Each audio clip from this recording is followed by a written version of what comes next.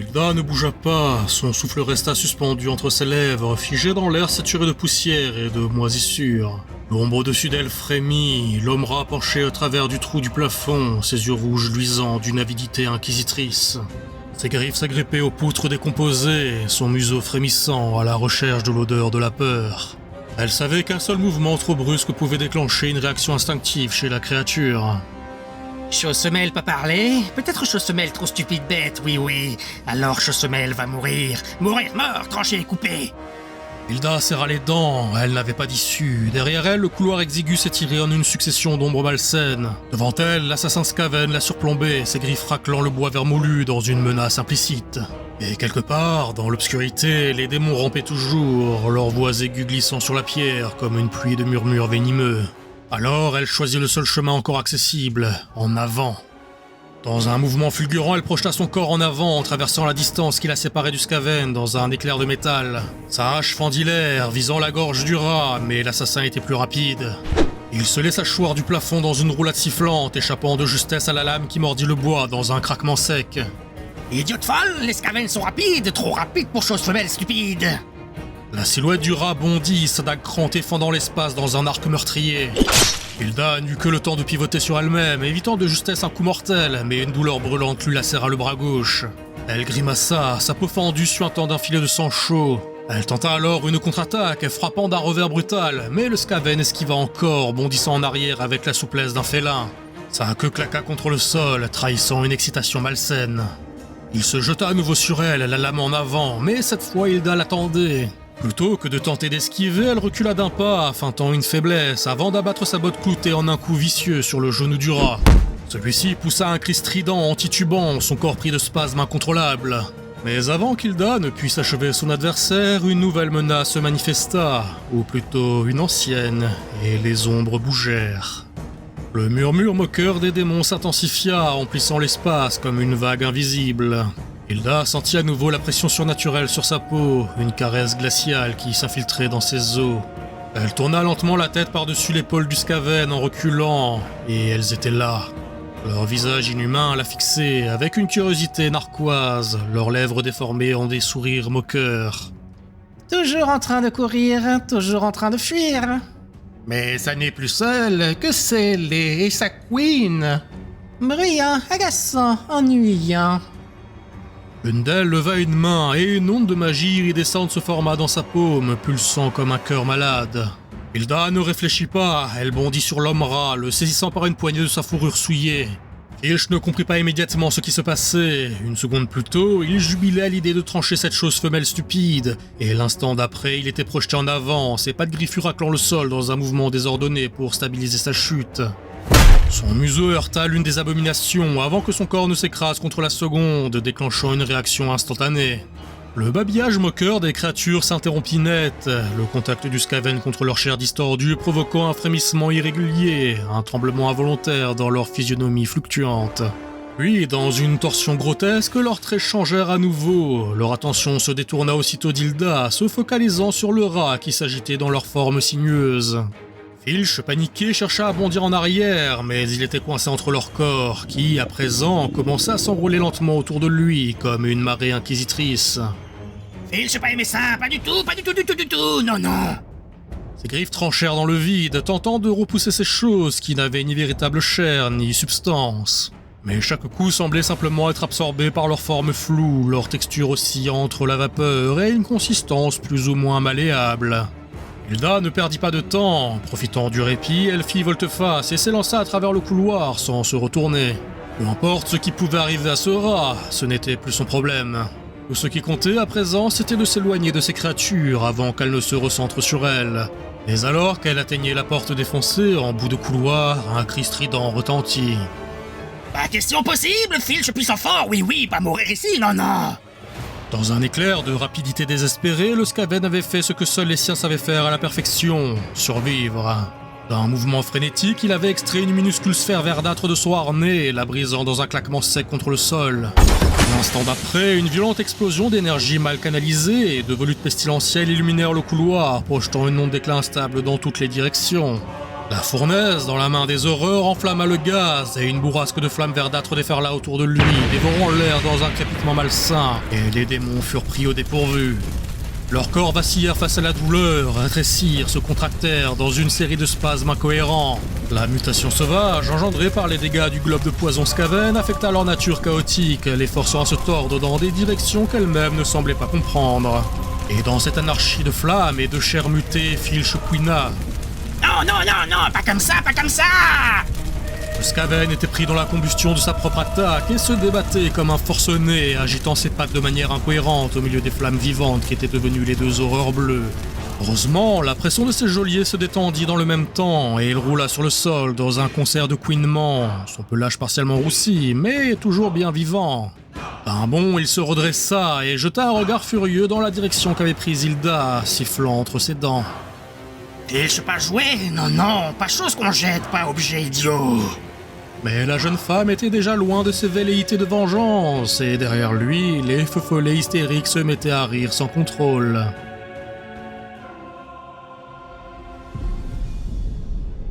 Luigi avançait à pas feutrés dans l'obscurité, son corps collé contre les murs effondrés de ce qui avait été une bâtisse imposante. Boom le suivait sans un bruit, malgré sa masse colossale et la lourdeur de sa prothèse. C'était l'une des qualités insoupçonnées du géant, il savait être invisible quand il le voulait. La bataille entre les Skaven et les démons suivait son cours, et la confusion au dehors était un avantage et un risque à la fois. Luigi jeta un regard prudent à son petit frère, Boom n'aimait pas le feu, et il le savait. Et pas loin, il y avait du feu, beaucoup trop de feu. Les lueurs d'un brasier gigantesque se reflétaient dans le ciel nocturne, et Luigi savait qu'il était sur le fil du rasoir. Si Boom paniquait, s'il laissait la peur reprendre le contrôle, il pourrait briser leur discrétion en un instant. Boom, tout va bien, regarde-moi.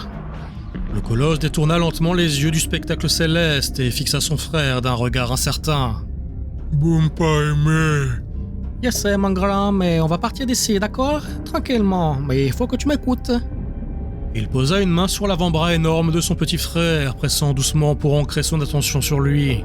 La respiration de Boom était rapide, saccadée, mais il hocha de la tête, réprimant un frisson.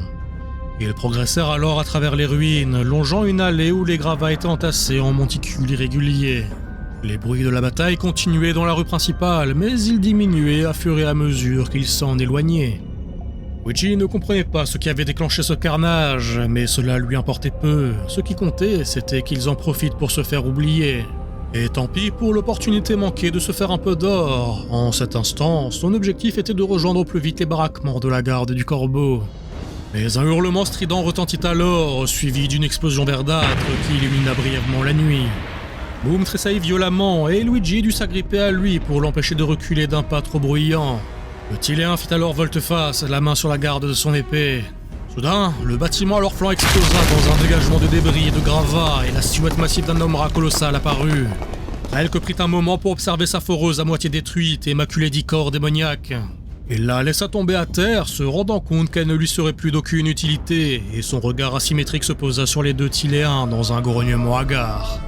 Une marée de Skaven plus petits suivirent et débouchèrent de la plaie béante dans le mur, comme poussés par la fournaise et la peur, tentant d'échapper à l'une comme à l'autre.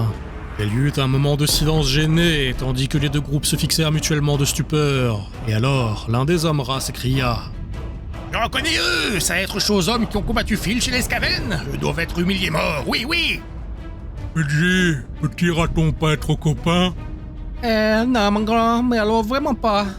Alors boum cassé! Le géant poussa un beuglement en se ruant sans même un instant d'hésitation dans la mêlée. Le premier Skaven fut simplement broyé par la charge, piétiné sous la masse de Boom, tandis qu'un autre vola au-dessus de son épaule, déchiqueté par son encre de bras. De son côté, Luigi dégaina son sabre, parant l'attaque d'un homme rat qui s'était glissé de manière agile entre les jambes du colosse tiléen pour l'assaillir. La lame dévia la masse cloutée avant de frapper la nuque de l'agresseur murin dans un moulinet. Puis, dans un tremblement de structures alentours, Boom fut projeté en arrière, s'écrasant contre un bâtiment, tandis que Relk se joignait à la bataille.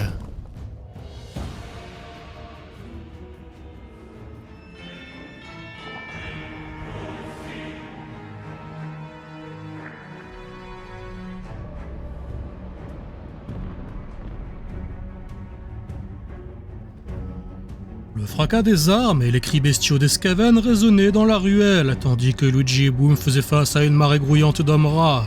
Le chaos semblait avoir pris possession des lieux, au même titre que dans la rue principale, et l'air, chargé de poussière et d'une âcre odeur de poudre, vibrait sous les hurlements stridents des créatures souterraines et des démons plus loin.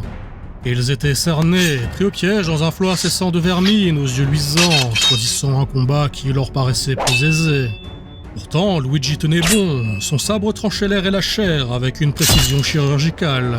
Mais pour chaque cadavre s'effondrant à ses pieds, 2 autres prenaient immédiatement sa place, comme le ressac des vagues. Le Tiléen était rapide, agile, esquivant les attaques avec une aisance qui relevait presque de la danse, repoussant l'ennemi avec la maîtrise d'un duelliste chevronné. Néanmoins, les Skaven l'étaient tout autant, à leur manière, dans un style plus désorganisé et anarchique. À quelques mètres de lui, Boom affrontait un adversaire autrement plus redoutable. Krelk, l'abomination du clan Mulder, se dressait devant lui comme un titan de chair corrompu, son corps boursouflé par des mutations hideuses et des sutures grossières témoignant d'un travail alchimique contre nature.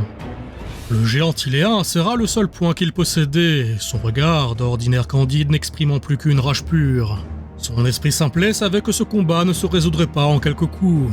Il devait écraser ce gros raton, le broyer, le réduire en poussière pour pouvoir espérer le casser. Krelk rugit, brandissant un énorme poing griffu, et il abattit dans un fracas tonitruant sur Boom, encore dans les débris. Tiléen encaissa sans broncher, le sol se fendant sous l'impact du coup. Répliquant avec la brutalité d'un bélier de siège, Boom projeta alors son encre métallique dans le torse du monstre, l'envoyant valser contre un pan de mur opposé et à moitié effondré. Et la bête n'était pas si facile à abattre. Krelk bondit en avant, avec une agilité effrayante pour sa taille, et dans un enchaînement fulgurant, il planta ses crocs monstrueux dans l'épaule de son adversaire. Le colosse hurla en réaction, son sang giclant sur la pierre souillée de Mordheim. Refusant de céder, Boom agrippa alors le crâne de la créature, et dans un effort titanesque, l'arracha de son épaule, en même temps qu'un morceau de sa chair, avant de le projeter violemment contre un autre pan du mur encore debout. Krelk s'écrasa dans un fracas d'os et de pierre, mais au lieu de s'effondrer, il bondit immédiatement, sa gueule écumante d'un mélange de sang et de salive. Loin d'être vaincu, il fonça sur Boom avec une brutalité bestiale, ses griffes cherchant encore une fois à lacérer la gorge du géant Tiléen. Mais Boom intercepta le coup, bloquant les bras massifs du monstre dans une lutte de force pure. Les muscles du colosse se bandèrent sous l'effort, tandis que Krelk grognait, sa respiration rauque emplissant l'air saturé de poussière et de son haleine viciée. Le sol sous eux se fissura encore une fois sous l'énorme pression des 2 titans en duel. Mais le Skaven géant, malgré son apparence grotesque, était un prédateur raffiné, un instrument de guerre conçu par les abominables maîtres de meute du clan Mulder. Il tira soudainement profit de son centre de gravité, glissant sous Boom avec une souplesse insoupçonnée et refermant sa gueule monstrueuse sur le flanc du Tiléen.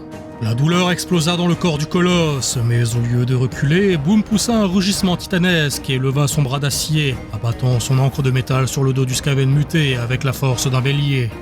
Boum pas mes gros ratons, alors boum cassé! Krelk hurla alors que sa colonne vertébrale se brisait sous l'impact, un craquement sinistre résonnant à travers la rue prise dans le chaos. Il tituba, ses jambes flageolantes cherchant encore à le pousser en avant, à continuer le combat, mais son corps refusa d'obéir. Dans un dernier râle, il s'effondra sur le pavé, son torse convulsant, tandis que ses yeux dépareillés perdaient leur éclat de haine. De son côté, Luigi n'en menait pas large, inconscient du résultat du combat entre son petit frère et la chose monstrueuse. Sa propre bataille lui prenait toute son attention et toute son endurance. La marée de Skaven, qui ne désemplissait pas, semblait tenter de le submerger sous une déferlante de crocs et de griffes. Il s'éloigna alors d'un bond, utilisant les débris d'une charrette détruite comme d'un point d'appui pour pivoter sur lui-même. Son sabre fila dans un arc brutal, ouvrant un sillage rougeâtre dans la masse grouillante. Une brève accalmie avant qu'il n'atterrisse souplement, prêt à frapper encore. Mais un Skaven, pas tout à fait mort, quoique pas tout à fait vivant non plus, lui mordit la cheville dans un réflexe animal. Un coup de talon appuyé fut suffisant pour faire cesser la douleur, mais ce moment laissa une occasion pour un autre homme rat de bondir sur Luigi par surprise. La créature s'empala sur le sabre du Tiléen de tout son poids, et l'inertie emporta avec elle le cadavre, ainsi que l'arme des mains de son propriétaire. Sans défense, Luigi roula alors sur le sol pour se saisir de la lame rouillée de l'un de ses opposants vaincus, juste à temps pour trancher un nouvel assaillant. Cette action d'éclat, en état de faiblesse et d'infériorité, figea la horde qui garda ses distances, observant la chose-homme qui, décidément, n'avait rien de moins menaçant que les démons proches. Ce bref instant de répit lui permit de jeter un œil à son frère, lui aussi aux prises avec les hommes rats après la défaite du monstre mutant. Il semblait que finalement, et contre toute attente, il y ait encore un espoir. Puis un son inconnu retentit, un cliquetis sinistre, un grondement mécanique qu'il ne connaissait pas. Avant même qu'il ne puisse identifier la source de ce bruit, une rafale de projectiles fusa à travers la rue, arrachant pierre et chair avec une précision inhumaine. Une douleur fulgurante traversa son torse, ses jambes et ses bras. Son souffle se coupa net, son corps s'alourdissant sous l'impact des balles. Son arme délabrée lui échappa alors des doigts, s'écrasant sur le pavage ensanglanté, alors qu'il titubait, les yeux écarquillés par l'incompréhension. Les hommes rats autour de lui étaient fébriles, dans un mélange d'excitation malsaine et de victoire. Le cliquetis retentit à nouveau, suivi d'un bruit de moteur crachotant, et alors il le vit. Un Skaven en retrait, à couvert dans les ruines, armé d'une gigantesque arme mécanique reliée à un pactage de technologie pétaradante et incompréhensible. Oui, Ratling Ratatata, rendre Skaven brave puissant, tirez encore!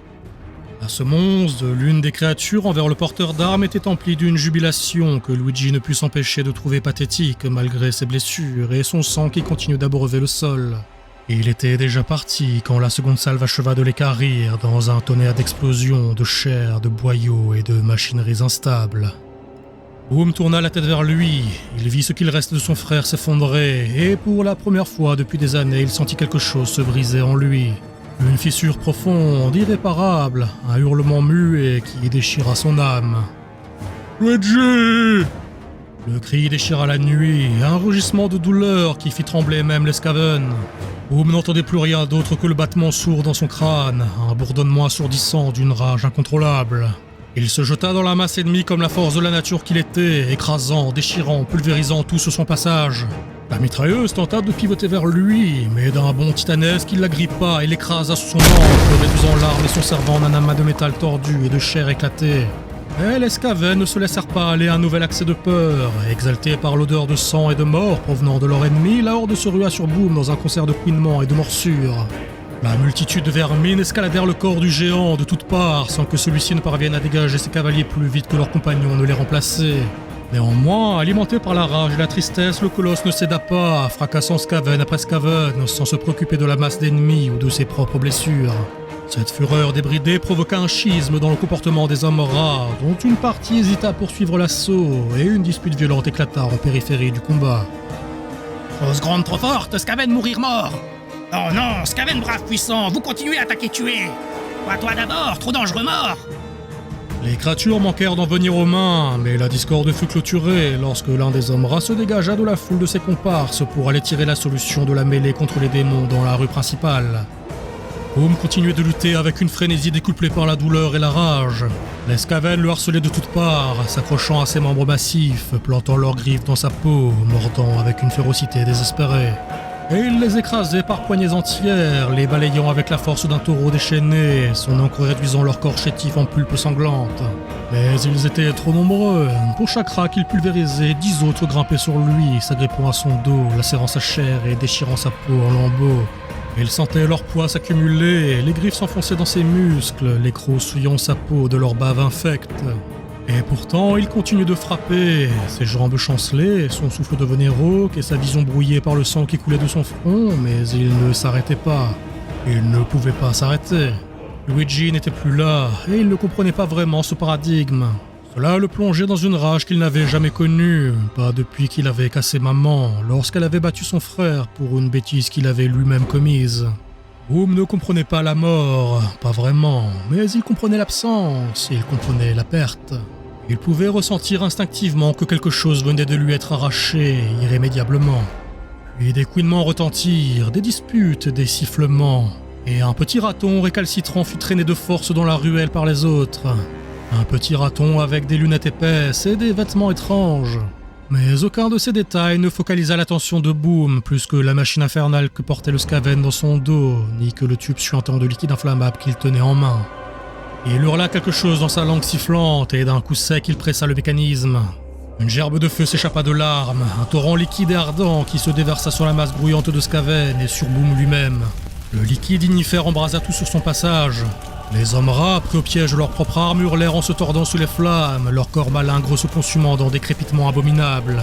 Mais Boom, lui, resta debout, figé par la terreur que les flammes provoquaient en lui. Il se revit des années auparavant, à l'époque où papa lui en voulait d'avoir cassé maman, à l'époque où il buvait et criait beaucoup. Il se rappela de ce jour où papa avait mis le feu à son lit pendant son sommeil, et comment Luigi l'avait sauvé, comment Luigi l'avait emmené loin de papa. Le feu lécha sa peau, mordit ses chairs avec une voracité insatiable. Il sentit sa peau se cloquer, se fendre, l'odeur de sa propre chair brûlée envahissant ses narines. Les vêtements et les loques d'Escaven qui l'entouraient s'embrasèrent instantanément, transformant la scène en un brasier vivant. Et son silence figé se mêla aux cris des rats hurlants, mais il ne s'effondra pas. Il tituba d'abord, vacillant, sa vision se brouillant sous l'effet de la chaleur infernale qui vaporisait ses fluides lacrymaux. Tel une torche humaine, il s'avança sous le regard hagard et incrédule d'Escaven qui se reculèrent sur son passage.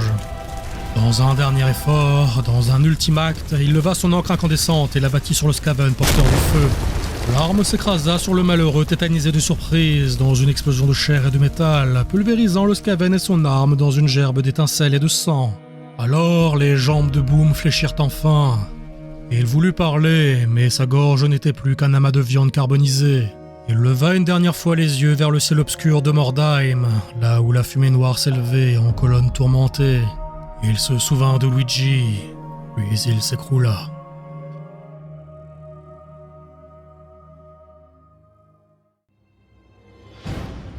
Dans une bâtisse proche, Filch siffla, humant l'air pour retrouver trace de l'odeur de la chose femelle. Mais dans sa concentration, il n'entendit pas immédiatement les rires moqueurs qui s'élevaient derrière lui. Les corps vaporeux des aurores bleues avaient fini de se consumer, et la fumée noirâtre qui s'en échappait commença à se matérialiser en une triplette de petites créatures, pas plus hautes que des enfants. Quand le rire passa d'un bruit de fond semblant provenir d'un autre plan d'existence à des éclats hystériques et incontrôlables, l'assassin se détourna enfin de son olfaction pour se rendre compte de la situation. Il se retourna comme un chat acculé et surpris, sifflant à la vue des choses qui s'enflammèrent en dansant et en riant. « Quoi ça être encore Fausse flamme !»« Nous voulons jouer avec nous. Oh oui, je veux lui brûler les yeux. Et moi ses tripes. Je veux brûler sa queue. » Il chefela de colère et de peur et frappa d'un revers de sa lame l'un des démons de feu, mais le fil traversa sans résistance, provoquant encore plus de rire chez les créatures. Elles se jetèrent alors sur lui dans une orgie de couinements et de sifflements, provenant aussi bien des cris de douleur de l'assassin que de l'embrasement de ses chairs meurtries.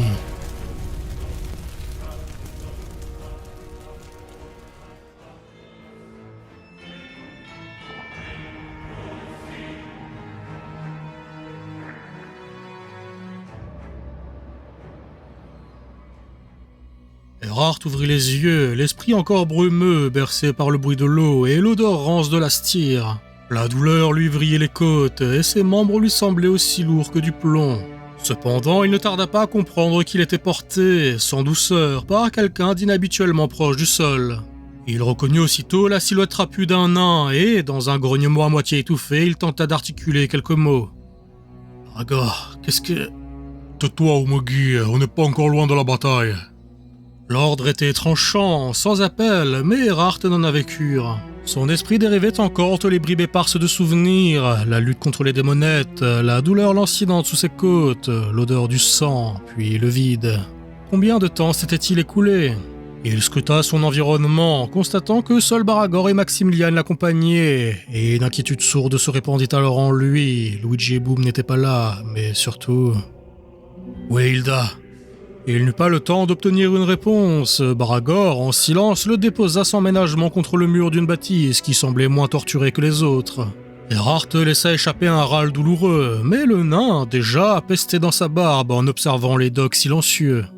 « Pourquoi y a pas un foutu bateau ici ? Des docks sans bateau, c'est comme une guerre sans peau verte. » Baragor, qu'est-ce qui s'est passé ? Où sommes-nous ? Où sont les autres ? Où est Hilda ?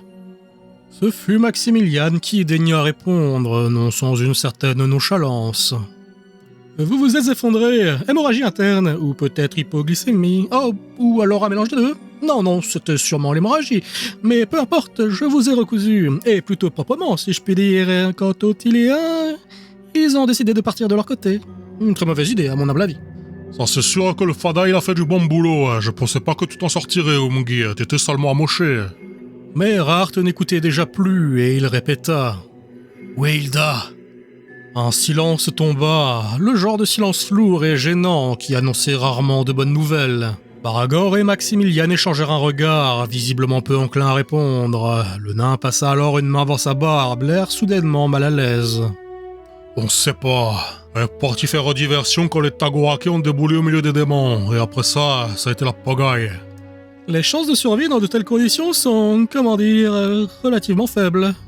J'ai fait ce que j'ai pu, Mgi. J'ai dû te porter et me traîner l'autre fada dans les pattes. J'ai beau être un dawi, j'ai aussi mes limites. Le cœur d'Erhardt manqua un battement. Il voulut se relever, mais son propre corps se chargea de lui rappeler brutalement qu'il n'était pas en état. Une douleur fulgurante lui traversa le flanc et il s'affaissa dans un grognement étouffé, sa peau encore pâle sous l'effet de la perte de sang. Il était inutile d'insister, il ferma les yeux un instant, tentant de contrôler sa respiration erratique. Lorsqu'il les rouvrit, Baragor fouillait à nouveau les environs, inspectant les ruines avec la vigilance d'un vétéran. On doit aller la chercher. Ça va pas être possible, tu sais pas à quel point c'est le bordel là-bas. Erhardt leva les yeux vers le ciel, dont les teintes nocturnes commençaient à s'éclaircir. Pourtant, malgré l'aube, on distinguait encore les lueurs infernales d'un incendie au loin. Un brasier de flammes mouvantes et d'ombres dansantes. Il n'avait pas besoin d'explication. Hilda était là-bas, et elle était seule. Mais un détail incongru le frappa soudainement. « Baragor, où est ton tonneau ?» Le dawi s'arrêta net, comme si la question ravivait un souvenir particulièrement désagréable. Il laissa échapper un juron en casalide avant de lui adresser un regard renfrogné. « Je l'ai laissé là-bas pour pouvoir te porter, Umgi. » Il marqua une pause, puis ajouta avec un brin d'amertume dans la voix. « Considère que ça rembourse ma dette envers toi et ta donzelle. » Le silence qui suivit était trop chargé d'émotions pour être simplement rompu par une remarque sarcastique. Erhardt déglutit, posant à nouveau les yeux sur l'horizon embrasé. Son corps était brisé, son souffle encore fragile, mais une seule pensée le hantait. Il ne laisserait pas Hilda là-bas.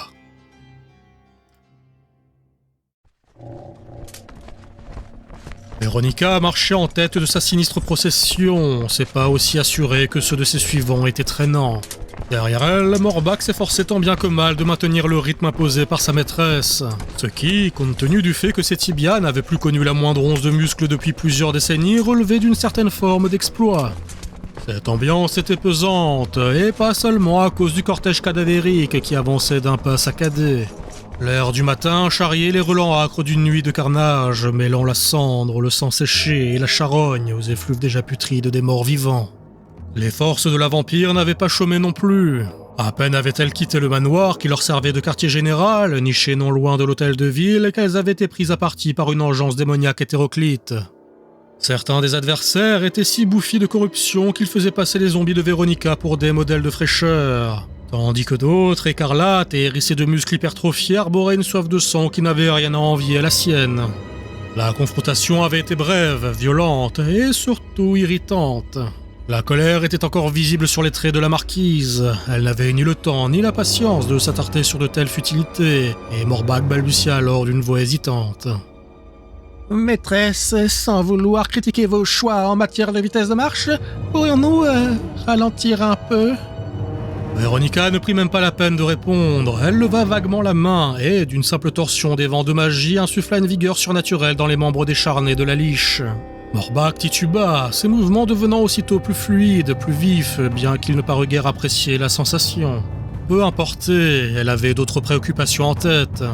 L'attaque qu'elle avait subie la veille ne resterait pas impunie, ce foutu bibliothécaire ne s'en tirerait pas à si bon compte.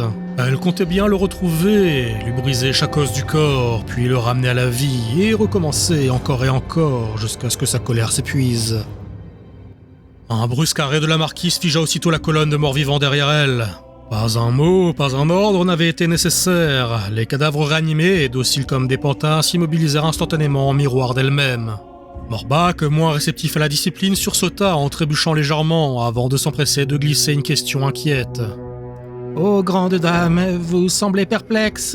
Pourquoi ?»« Silence, nous ne sommes pas seuls. » Elle scruta les environs avec une acuité que seuls les siècles d'existence pouvaient conférer. Quelque chose rôdait dans l'ombre, elle le sentait, là, tout proche, tapis dans l'attente du moment opportun.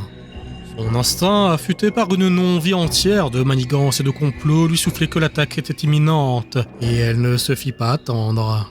Depuis les ruines bordant les quais, les silhouettes encapuchonnées émergèrent brusquement, surgissant de leur cachette avec toute la ferveur fanatique propre aux adorateurs du chaos.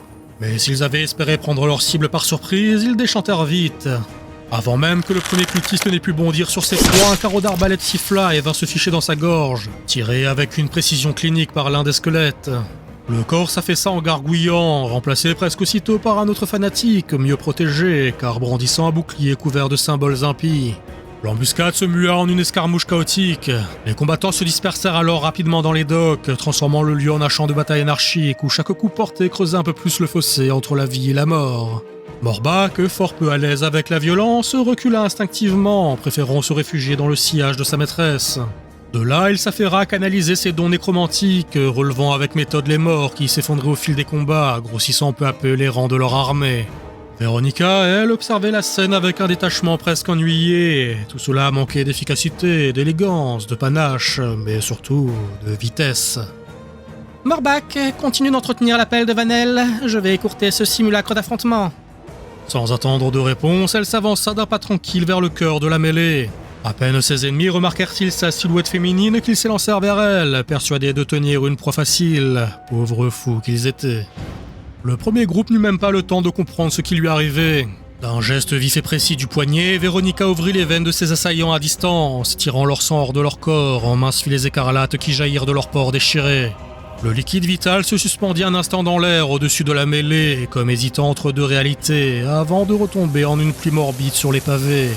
Les victimes moururent rapidement, et ceux-là purent se considérer chanceux. Les suivants ne bénéficièrent pas de cette clémence. Cette fois, la marquise se donna la peine d'insuffler un peu plus de cruauté dans ses sortilèges. Les vents de magie s'emplirent d'un écho plaintif, une note dissonante que même les non-initiés purent entendre. Et alors, la chair des cultistes commença à se flétrir et à se nécroser sur place. Leurs muscles se rigidifièrent, engourdis par la corruption qui les rongeait de l'intérieur, jusqu'à ce que leur corps s'effondre, incapables d'obéir à leur propre volonté. Et ils étaient encore vivants quand les morts vivants fondirent sur eux pour achever le travail à coups de dents, d'ongles et de lames rouillées.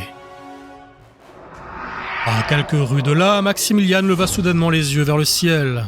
Il venait d'entendre ce cri silencieux, ce hurlement spectral typique de ceux qui ont déjà pactisé avec les frontières de la logique.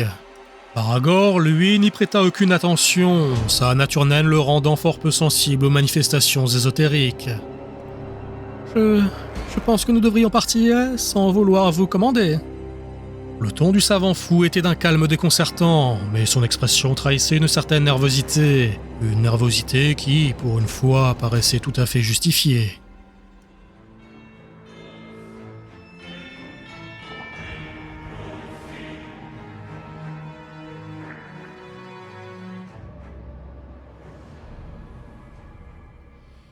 Baragor fixa Maximilian, cherchant à évaluer si l'inquiétude soudaine du savant fou était à prendre au sérieux ou si elle était simplement une énième excentricité. Face à sa propre hésitation, il finit par lui lancer, non sans une pointe d'agacement. « Qu'est-ce qui t'arrive encore ?» Maximilian redressa la tête, ses yeux écarquillés fixant un point invisible dans l'obscurité. Une ombre de nervosité dansait sur ses traits habituellement si nonchalants. N'avez-vous pas entendu ce cri dans les vents de magie ? Quelqu'un est en train de les tordre. Le nain émit un grognement sceptique, mais ne rejeta pas complètement l'avertissement. Sa race avait beau être réputée pour sa résistance naturelle aux subtilités de la magie, elle n'était pas assez obtuse pour douter du fait que ce genre de pouvoir ne devait pas être totalement ignoré. Baragor tourna alors son attention vers Erhard, toujours pâle, tremblant sous l'effet conjugué de la douleur et de l'anémie. Tu penses pouvoir marcher, Omungi ? Le Fada dit qu'il faut bouger, et dans le doute, je préfère le croire. L'ancien soldat se redressa péniblement, s'appuyant contre un mur de pierre glacée, chaque mouvement provoquant une douleur lancinante. Ses jambes vacillèrent, mais la détermination dans ses yeux était implacable. Sans prononcer le moindre mot, il se mit en route vers les lueurs orangées mouvantes de l'incendie auquel il venait d'échapper, en direction même du chaos démoniaque dont il venait à peine de s'extraire. Hé, je t'ai dit que c'était le bordel là-bas. On doit trouver un bateau et se barrer de ce coupe-gorge. Et moi je te dis que je partirai pas sans Hilda. Merci pour ton aide, Baragor. Je te dois la vie alors. Je te demanderai pas de me suivre. Un silence lourd suivit ces paroles. Maximilian regardait alternativement Erhardt s'éloigner, et le nain, dont l'expression était un mélange de colère et de doute. Le savant fou hésita. Sa quête initiale, la collecte de cette précieuse pierre magique, avait glissé depuis longtemps au second plan face aux réalités brutales de Mordheim. Il avait engagé Erhardt et Hilda pour assurer sa protection durant son exploration de la ville, mais les événements récents avaient complètement perturbé leur objectif initial, et abandonner ses protecteurs maintenant était sans doute la pire des mauvaises idées. Dans un sursaut d'esprit subséquent, il tenta alors d'apaiser la tension. « Je suis plutôt d'accord avec notre ami Daoui, l'endroit d'où nous venons est fort peu amical, mais je ne peux m'empêcher d'être triste à l'idée d'abandonner notre cher ami Roublard et ce tonneau, qui, de ce que j'en ai compris, contient plusieurs décennies d'expertise naine en brasserie. » Paragor renacla légèrement à la mention de son précieux feudal, ses sourcils broussailleux se fronçant davantage. « Ça c'est clair que c'est une sacrée perte, j'ai bossé plus de 50 ans sur cette foutue bière. » Eh bien, peut-être qu'en aidant notre cher ami à retrouver la sienne, d'amis, je veux dire, nous pourrions aussi sauver ce trésor d'artisanat casalide. Enfin, c'est une possibilité. Le nain fixa Maximilian en plissant légèrement les yeux, jaugeant le savant d'un air soupçonneux. Il avait parfaitement saisi la maladresse de la manœuvre visant à influencer sa décision, mais au fond, il ne cherchait qu'une justification pour contrer son pragmatisme prudent et accompagner Erhardt malgré l'absurdité du risque encouru. Il décida de se laisser embobiner volontairement, trop heureux de pouvoir agir de manière honorable, sans pour autant laisser penser qu'il pouvait acter sans contrepartie. Après un bref silence, lourd de sens et d'une fausse hésitation, il haussa finalement des épaules avec un soupir résigné, acceptant tacitement ce compromis aussi improbable que bienvenu. « Bon, ça me va, on va chercher mon tonneau, et si on tombe sur l'Umgi en passant, on la ramassera. »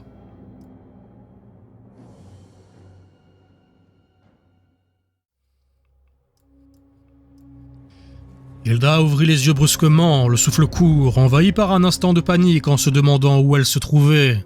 Lentement, les souvenirs de la nuit précédente revinrent la hanter, sa fuite désespérée dans les ruelles sombres, les démons grotesques, les skaven sifflants et les flammes multicolores. Elle s'était réfugiée à l'aveuglette dans cette maison abandonnée, barricadant la porte de fortune derrière elle, avant de s'écrouler épuisée sous ce qui avait jadis été un luxueux lit à baldaquin. Son corps entier protesta lorsqu'elle tenta de se redresser, ses muscles raidis par les efforts prolongés et le stress extrême de ces dernières heures. Avec précaution, elle roula hors de sa cachette, se relevant lentement en s'appuyant contre le mur craquelé du taudis délabré. La lumière grise de l'aube filtrait à travers les volets pourris, projetant des rayons poussiéreux sur le sol jonché de débris et de vieux meubles fracassés. Un silence pesant régnait, seulement troublé par les crépitements lointains d'un feu mourant et les murmures menaçants de Mordheim elle-même. Hilda inspira profondément pour calmer les battements frénétiques de son cœur. Elle savait qu'elle avait échappé de justesse à la mort, mais combien de temps durerait encore cette chance ? Avec un frisson d'appréhension, elle serra le manche de sa hache, jetant un regard déterminé vers la porte barricadée. Il fallait qu'elle retrouve Erhardt et les autres, si tant est qu'ils avaient survécu au carnage nocturne. Mordheim ne lui laisserait aucun répit, elle en avait désormais la certitude, mais l'alternative, rester immobile et attendre une mort lente, n'était pas envisageable. Elle réunit donc ses dernières forces, ouvrant prudemment la porte en écartant les meubles qui la bloquaient et s'engouffrant à nouveau dans les ténèbres oppressantes de la cité maudite. Les rues y étaient étonnamment calmes, un calme presque indécent compte tenu de la nuit dantesque que Mordheim venait de traverser. Ce silence soudain, épais comme une nappe de brume, avait quelque chose de profondément dérangeant, un contraste si marqué qu'il en devenait absurde, presque comique. On aurait pu croire la ville prise d'un remords matinal, honteuse de ses excès nocturnes et tentant de se faire oublier derrière un rideau de poussière et de cendres tièdes. Hilda avançait prudemment dans ce canevas figé, ses pas feutrés sur les pavés encore poisseux. Chaque croisement désert, chaque ruelle immobile lui offrait un mélange pernicieux de soulagement et d'inquiétude. Il y avait dans l'air une fausse impression de sécurité, cette même sensation hypocrite que l'on éprouve en quittant une pièce pleine de convives bruyants, en quête de calme, tout en sachant que le repos ne sera que de courte durée. Dans le feu de l'action, la jeune femme avait espéré avoir mis assez de distance entre elle et le carnage, mais la ville, fidèle à elle-même, lui rappela rapidement qu'on ne fuit pas si aisément son emprise. Le sol, çà et là, témoignait encore de la bataille malgré son éloignement. Des cadavres murins, ou du moins ce qu'il en restait, s'amoncelaient en tas de chairs informes, brûlées, tranchées, déchiquetées, L'imagination n'était pas nécessaire, le spectacle était suffisamment explicite sur le destin affreux de ces Skaven. Certains étaient figés dans des postures grotesques, comme surpris d'avoir été trahis par leur propre plan. D'autres tordus dans des rictus accusateurs qui la fixaient durant sa marche. En revanche, aucune trace des démons, pas un corps, pas une trace de pas dans la poussière, pas même l'écho d'un murmure. Comme s'ils s'étaient simplement volatilisés au lever du jour, emportant avec eux l'ombre de leur existence. Et il semblait bien que, même à Mordheim, les cauchemars avaient la décence de disparaître au petit matin. Hilda plissa le nez devant l'odeur âcre qui flottait encore dans l'air, une odeur épaisse, poisseuse de chair rôtie et de poils grillés. Du rat brûlé très précisément, et pas des plus frais. Une fragrance que personne ne souhaiterait jamais reconnaître, mais qu'on identifie malheureusement à la première inspiration, dès lors qu'on est habitué comme elle à la vie dans une ville impériale. Elle tenta de l'ignorer, mais son estomac, traître impitoyable, se manifesta dans un grondement rauque et sonore, comme pour signaler qu'au fond, odeur de charogne ou pas, la faim était une maîtresse intraitable. C'est à ce moment-là qu'Hilda se rappela de ses rations, ou plutôt de leur absence. Abandonnée et bien sagement pactée auprès des autres lors de sa noble mais néanmoins suicidaire tentative de diversion. À l'époque, cela lui avait semblé un choix judicieux pour ne pas s'encombrer. Elle n'avait entrevu alors que deux possibilités, mourir ou revenir la tâche accomplie. Mais maintenant, elle se demandait sérieusement si finir carbonisée par un jet de flamme surnaturel n'aurait pas été une sortie plus digne, ou à défaut, plus rapide que de moisir lentement ici, rongée par la faim et la soif. Elle se surprit même à essayer d'évaluer le goût que pourrait avoir du rat rôti, puis elle secoua la tête, dégoûtée d'elle-même.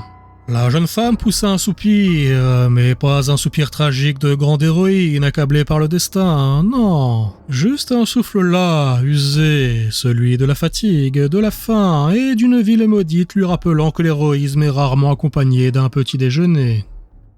De dépit, elle se laissa tomber contre le mur le plus proche, le dos râpant la pierre rugueuse, les jambes tendues devant elle. Elle ferma un instant les yeux, tentant de ne pas penser à la douleur dans ses muscles et au vide dans son estomac. Puis elle les rouvrit par pur instinct pour scruter les environs d'un regard qu'elle voulait alerte, mais qui ressemblait davantage à une résignation vigilante. Un hurlement déchira soudain le silence, lointain, vague, presque irréel, comme s'il résonnait plus dans ses os que dans l'air. Une plainte venue d'ailleurs, de très loin. Elle se figea, son souffle suspendu, chaque fibre de son corps aux aguets. Puis lentement, elle relâcha la tension, probablement le vent. Oui, cela devait être le vent, ou un autre caprice de la ville. Il ne fallait pas trop y penser, en tout cas, elle s'en convainquit, non sans difficulté. Te voilà bien rendue, ma pauvre fille. Moi qui pensais qu'Aldorf était déjà un bouge, comme quoi, il y a toujours pire ailleurs. La phrase s'échappa de ses lèvres avec une amertume tranquille, presque affectueuse, comme on évoquerait un souvenir d'enfance un peu moisi. Et dans cette mélancolie à la fois douceâtre et amère, ses pensées dérivèrent vers le début de toute cette débâcle.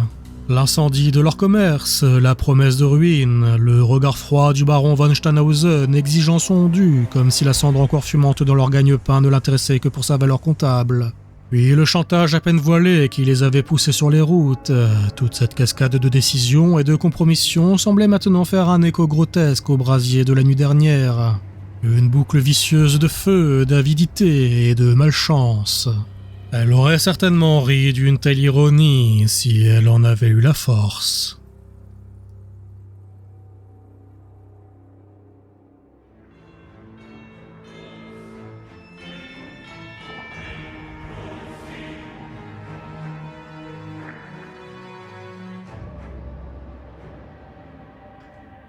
Baragor avançait prudemment dans les ruelles embrumées, précédant Maximilian et Erhardt avec une vigilance exacerbée. Le trio progressait avec lenteur, moins par souci tactique que parce que les blessures d'Erhardt limitaient drastiquement leur mobilité. Maximilian, pour une fois discret, observait d'un air absent les ruines alentours, probablement occupé à imaginer quelques machineries absurdes susceptibles de les sortir miraculeusement d'une situation improbable et n'existant que dans son esprit malade.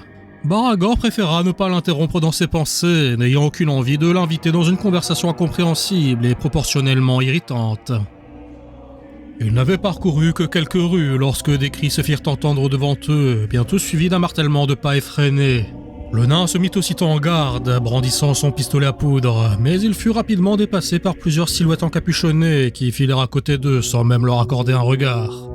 Les visages paniqués et blafards des cultistes reflétaient une terreur si pure et sincère qu'elle convainquit immédiatement Baragor que le véritable danger ne venait pas d'eux. C'est jamais bon signe quand ça court dans l'autre sens. Peut-être qu'ils ont simplement oublié d'éteindre leur fourneau, ou bien c'est une envie pressante. Je crois pas qu'ils tirent cette gueule parce qu'ils ont le cigare au bout des lèvres. Erhardt, dont chaque respiration s'apparentait désormais à une lutte silencieuse contre l'évanouissement, s'appuya contre la palissade la plus proche, essayant de reprendre son souffle. Ses jambes tremblaient, menaçant à tout instant de céder sous lui. « Qu'est-ce que vous croyez qu'il fuit ?» Par Grimnir, on ferait mieux de se cacher avant de le savoir. Comme pour confirmer sa prudence prophétique, une seconde vague apparut soudainement, avançant à un rythme nettement moins précipité, mais bien plus menaçant.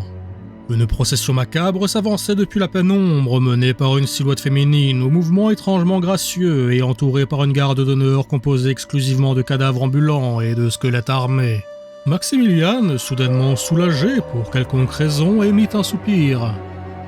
« Ah bien, excellent! Au moins ce ne sont pas des démons, nous voilà chanceux pour une fois, cette belle demoiselle me semble fort amicale. » Il se dirigea de manière décontractée vers Véronica, affichant une mine clairement chaleureuse et enthousiaste.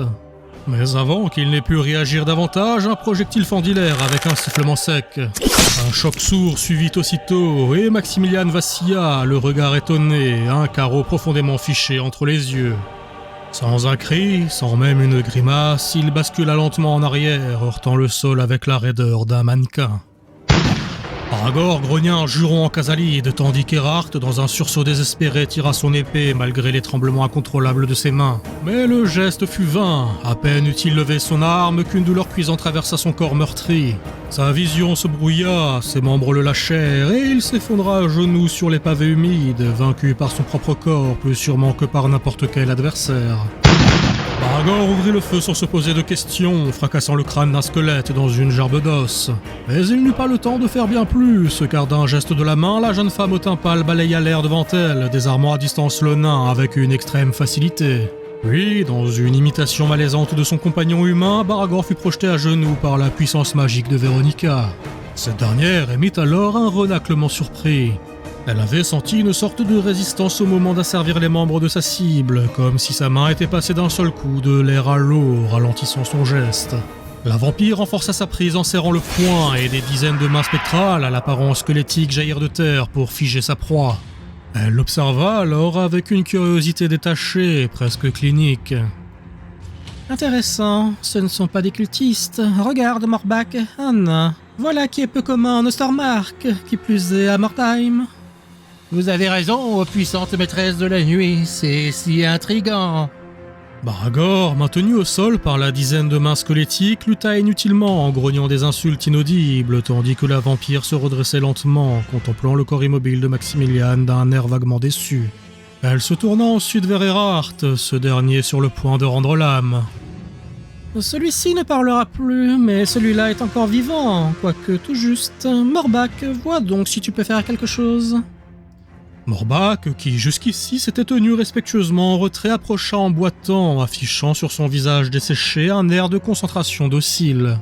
« Oui, bien sûr, mais je suis plus à l'aise avec les morts. Peut-être que je devrais d'abord le... » Le regard de la marquise fut suffisant à interrompre la moindre tentative de remise en question de ses ordres. Le nécromancien émit alors un petit couinement de terreur avant de se pencher vers un cadavre de cultiste, tendant ses doigts crochus vers la dépouille. Des filaments d'une énergie noirâtre s'échappèrent lentement du corps inerte, se tissant en une spirale qui vint caresser puis envahir brutalement celui d'Erhardt. Le soldat sentit aussitôt ses veines s'enflammer d'une énergie malsaine et glacée, alors que le sang du cadavre était transféré à sa propre carcasse. La nausée lui monta au rythme même où ses blessures semblaient se refermer avec une vivacité dérangeante, et il roula sur le côté, saisi de violents spasmes, vomissant sur le pavé souillé, secoué par des hoquets douloureux, tandis que son corps rejetait instinctivement ce viol insidieux. Ah, c'est toujours la même chose avec les vivants, si fragiles et sensibles. Véronica observa la scène d'un œil neutre, croisant les bras avec un visage fermé. Elle attendit patiemment que l'humain reprenne un semblant de contenance, puis s'adressa à lui d'une voix mielleuse. « Là, ne fais pas ta mijaurée, tu devrais plutôt remercier Morbak. Peu de gens peuvent se vanter d'avoir goûté à ses soins tout en étant capables de le commenter. » Erhardt releva lentement la tête, essuyant maladroitement sa bouche d'un revers tremblant. Il sentit la honte se mêler à sa colère et son désespoir, conscient d'avoir été souillé par une force qui dépassait sa compréhension. Pourtant, il était vivant, une ironie cruelle qui n'échappait ni à lui, ni à ses geôliers. « Pourquoi vous avez fait ça ?» La vampire leva un sourcil surpris, comme si la réponse était évidente. « Les humains sont bien plus faciles à faire parler que les nains, et je n'ai ni la patience ni le temps de torturer celui-ci pour en tirer ce que je veux savoir, ni d'extirper les bribes d'informations de ton cadavre. » De toute façon, même torturé, je parlerai pas. Tu vois, j'avais raison. Alors, qu'est-ce qui amène un nabot têtu, un blessé ingrat et un mort idiot dans ma ville ? Baragor leva les yeux vers elle avec un dédain ouvert, refusant de répondre. Erhardt, encore affaibli et ébranlé, serra les dents en essayant de ne pas céder à la panique. Il savait pertinemment que leur survie dépendait désormais du bon vouloir de cette femme, si l'on pouvait encore appeler cette chose ainsi. Véronica, voyant leur silence obstiné, sourit avec indulgence et presque attendrie par leur résistance futile. Elle leva un doigt et, comme en réaction, malgré la distance, le menton d'Erhardt se leva également pour le forcer à la regarder dans les yeux. « Allez, parle, ne te fais pas prier. » On cherche de la Malpierre. Voilà qui est décevant. J'avais espéré plus original venant d'un groupe aussi hétéroclite. Soudain, alors que l'attention de Véronica était portée sur Erhardt et Baragor, il y eut une torsion des vents de magie, de celle fort peu agréable typique de la magie noire. Et dans une expiration bruyante, le corps de Maximilian se redressa sur son séant, retirant d'un geste maladroit le carreau de son crâne. Il afficha alors un air légèrement perdu et désorienté, mais ce fut la réaction de la vampire qui attira le plus l'attention. « Morbak, je ne t'ai pas demandé de ressusciter celui-ci. Depuis quand te permets-tu d'aussi rebelles initiatives ?»« Maîtresse, aux grandes marquises de la nuit, je vous conjure de me croire, je ne suis pour rien dans cette diablerie. » Il ne fallut qu'un instant à Veronica von Karstein pour saisir que, malgré ses doutes, Morbak ne mentait pas. Elle ne ressentait aucun lien nécromantique entre le mort revenu à la vie et sa lige domestique. Son regard s'écarquilla faiblement face à son incompréhension totale de la situation, et Maximilian déclama alors en époussetant ses vêtements entachés de son propre sang. « Fichtre, voilà qui était plutôt désagréable. Je déteste la sensation d'une flèche traversant mon cortex cérébrospinal. Oh, diantre, ma chemise est toute tachée, c'est fâcheux. »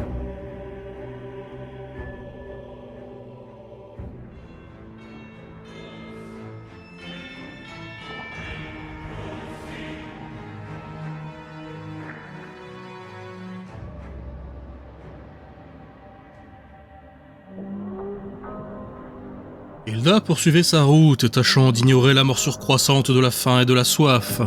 N'ayant aucune certitude quant à la direction à prendre, elle avait fini par se fier à son instinct, choisissant comme point de repère la silhouette élancée d'une cathédrale gigantesque dont les deux flèches perçaient l'horizon brumeux. Le monument semblait se dresser à plusieurs kilomètres de là, une distance décourageante, mais au moins cela lui offrait un objectif clair. Au fil de sa marche, elle eut le soulagement de quitter les quartiers calcinés de la veille. L'odeur obsédante de chair brûlée s'estompa peu à peu, remplacée par un silence poussiéreux, presque solennel.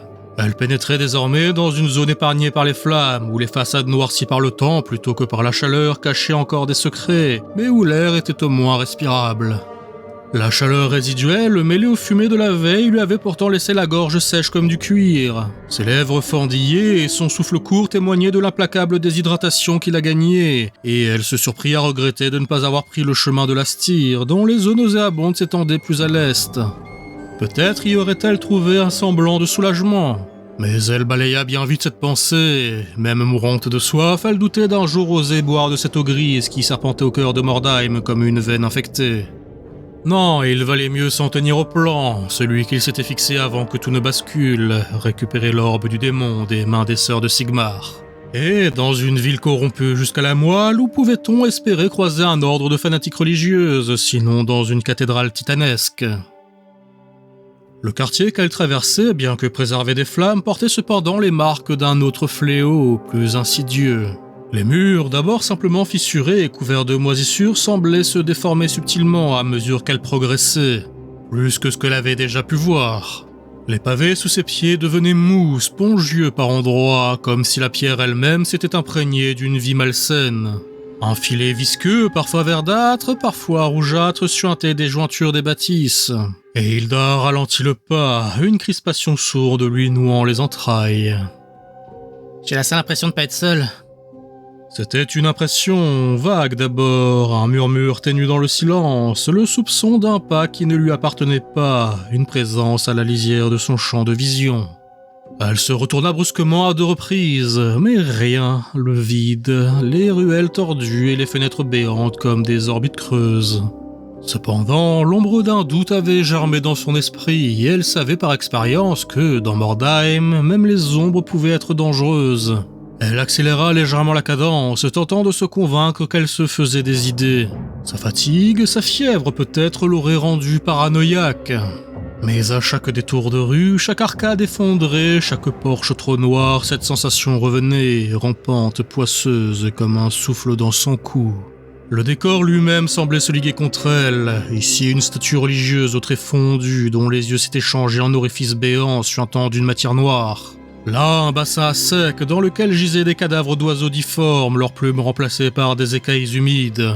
Le vent, faible, portait des effluves doucereux, sucrés et écœurants, comme la laine d'un fruit en décomposition. Elle s'arrêta net, quelque chose avait bougé, pas un bruit, pas un cri, juste un glissement. Un froissement peut-être, comme des pas nus sur une surface organique. Elle se retourna lentement, sa hache levée, le souffle suspendu. Y a quelqu'un ? Rien ne bougeait, juste cette rue figée dans une torpeur malsaine, comme suspendue dans une attente muette. Peut-être n'y avait-il rien, peut-être n'était-ce qu'une illusion, un mirage né de son esprit épuisé et de ses nerfs à vif. Mais dans Mordheim, le doute n'était pas un refuge, c'était un luxe et souvent un piège mortel. Alors, encore une fois, elle reprit sa marche, plus lente, plus vigilante. Jusqu'à ce qu'un détail incongru la fige dans son élan. Au détour d'un angle, posé au milieu de nulle part, se trouvait un pichet. Un simple pichet d'eau en laiton, rempli à ras-bord, délicatement posé comme s'il avait été laissé là pour elle, comme une offrande, ou un piège. Son cœur s'accéléra, la soif lui asséchait la gorge, rendant ses mains fébriles lorsqu'elle s'en empara. L'eau était trouble, mais elle n'avait ni odeur ni mousse, ni cette teinte noirâtre typique de la styre. Ce n'était pas limpide, ça non, mais c'était buvable, du moins en apparence. De son point de vue, cela ressemblait même à un miracle. Elle se garda bien cependant de remercier les dieux, de peur qu'ils l'entendent. À la place, elle scruta les alentours, ses yeux fouillant les ombres avec une tension croissante. La présence qu'elle croyait avoir perçue quelques instants plus tôt semblait s'être dissipée, avalée par l'étrange torpeur ambiante. Ou peut-être qu'elle n'avait jamais été réelle. Mordheim avait ce talent pervers pour transformer l'imagination en menace et les coïncidences en présages. Bon, j'imagine que c'est la pause. On doit sûrement être proche de midi, même si je vois pas le soleil. La remarque lui échappa avec un murmure fatigué, plus pour se rassurer elle-même et pour conjurer le silence qu'autre chose. Elle s'installa près d'un muret effondré, toujours la cruche en main, et alluma un petit feu à l'aide du briquet que Luigi lui avait donné et de quelques débris de mobilier en bois sec. Le feu crépita timidement, une flamme fragile dans l'immensité du vide. C'était un pari risqué qu'elle jouait là, mais calculé. Entre le danger d'être repérée et celui de boire une eau potentiellement souillée, elle avait opté pour l'option la moins dangereuse, en tout cas selon elle. Une intoxication, dans son état, aurait certainement signé son arrêt de mort, alors qu'attirer un monstre lui laissait au moins la chance de pouvoir fuir.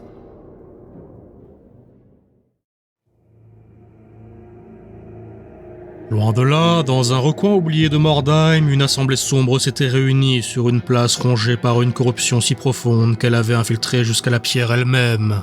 Ici, le sol semblait vivant, parcouru de vénules noirâtres, pulsant lentement au rythme d'un cœur invisible et obscène.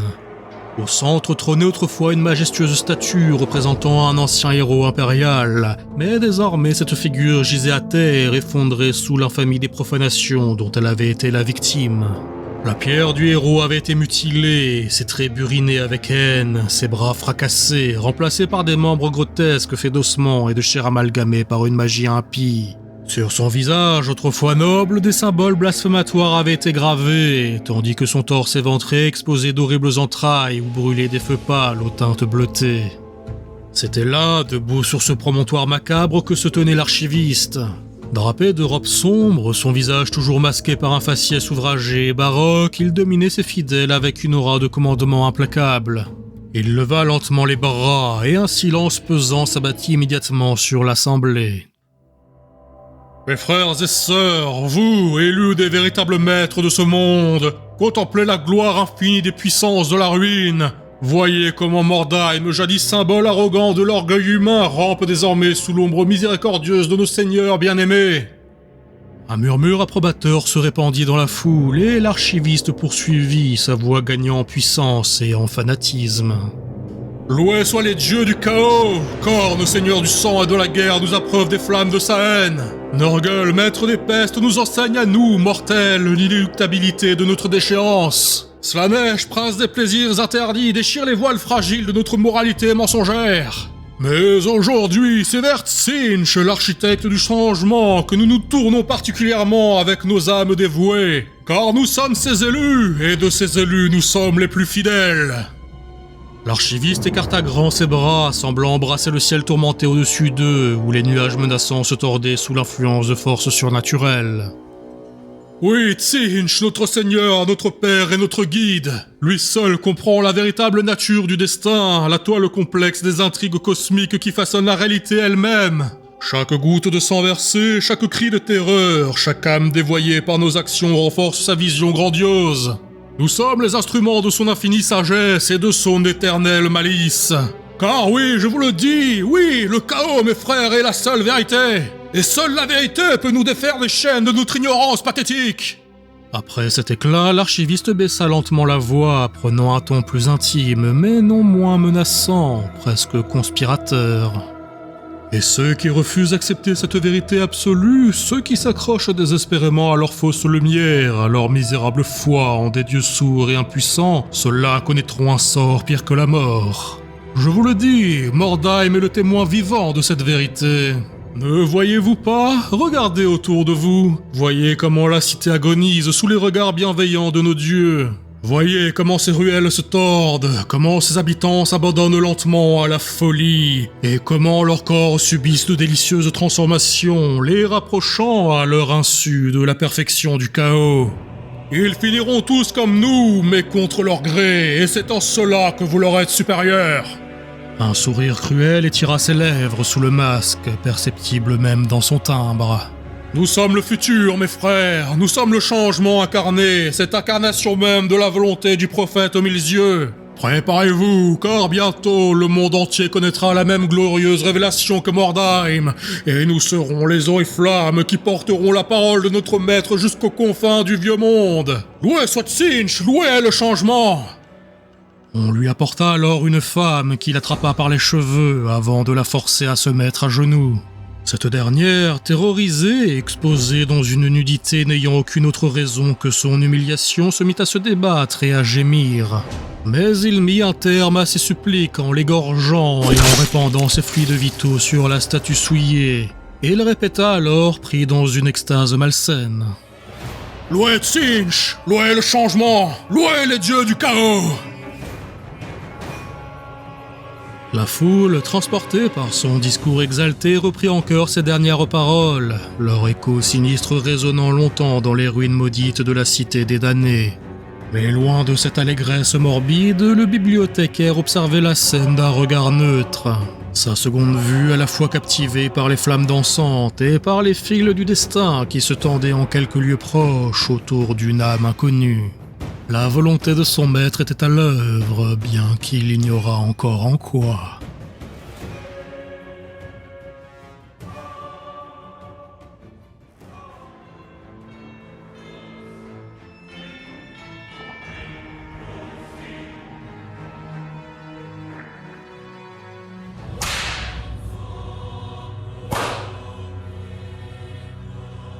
claquements secs et réguliers des fouets de cuir résonnaient sinistrement à travers la nef austère de la grande cathédrale de Sigmar, chaque coup imprimant un écho glacé sur les colonnes de pierre sculptées de visages sévères et accusateurs. Magdalena, prostrée et affaiblie, le teint d'une pâleur fantomatique, avait le dos marqué par des sillons sanglants, preuve douloureuse et tangible de longues heures de pénitence auto-infligée.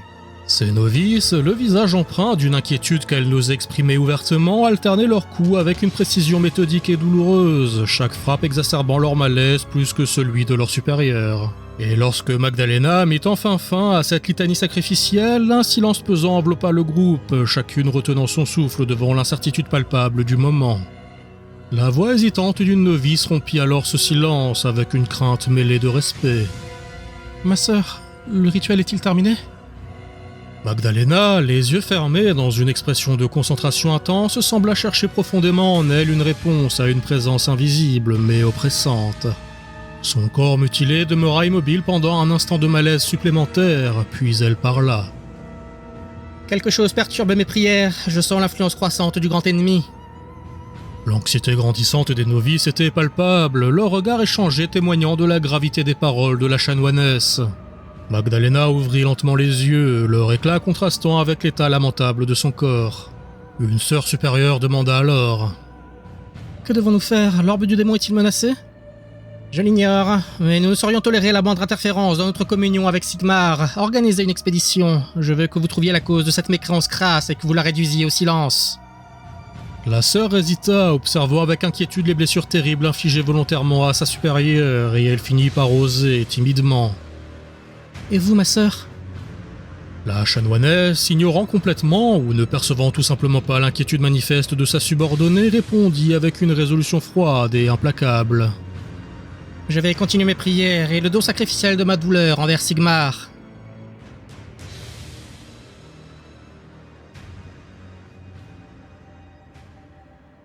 Véronica contemplait la silhouette improbable de Maximilian, revenu inexplicablement à la vie, avec un mélange d'incrédulité glacée et de fascination morbide.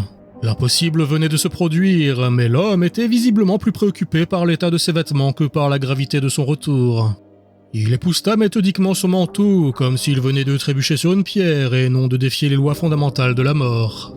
Morbac, figé dans une prudence teintée de crainte, s'approcha lentement, armé de son bâton, dont il tapota le bout contre l'épaule du revenant. Son geste était timide et calculé, trahissant à la fois sa surprise et son incompréhension, comme s'il voulait s'assurer de la réalité tangible de ce qu'il voyait. Ce n'est pas de la non-vie, ô maîtresse, il est juste vivant, c'est à n'y rien comprendre. » Maximilian parut soudainement s'apercevoir de l'étrangeté qu'il inspirait, tournant vers la liche un regard vaguement surpris. « Oh, exact, tout cela doit vous paraître bien étrange, n'est-il pas? Je comprends parfaitement. » D'un seul geste de Véronica, les mains spectrales qui retenaient Baragor disparurent, libérant le prisonnier nain dans un silence stupéfait. L'ire de la vampire explosa brusquement et son poing se resserra dans une prise invisible, saisissant Maximilian par la gorge et le suspendant dans les airs dans l'objectif clair de le faire taire. Il y eut alors un craquement sec de nuque brisée, puis le corps inerte du savant heurta le sol dans un son mat. Il ne fallut que quelques instants au cadavre pour revenir encore une fois du pays de mort, toujours avec ce décalage dérangeant entre son comportement détaché et la stupéfaction de l'assemblée.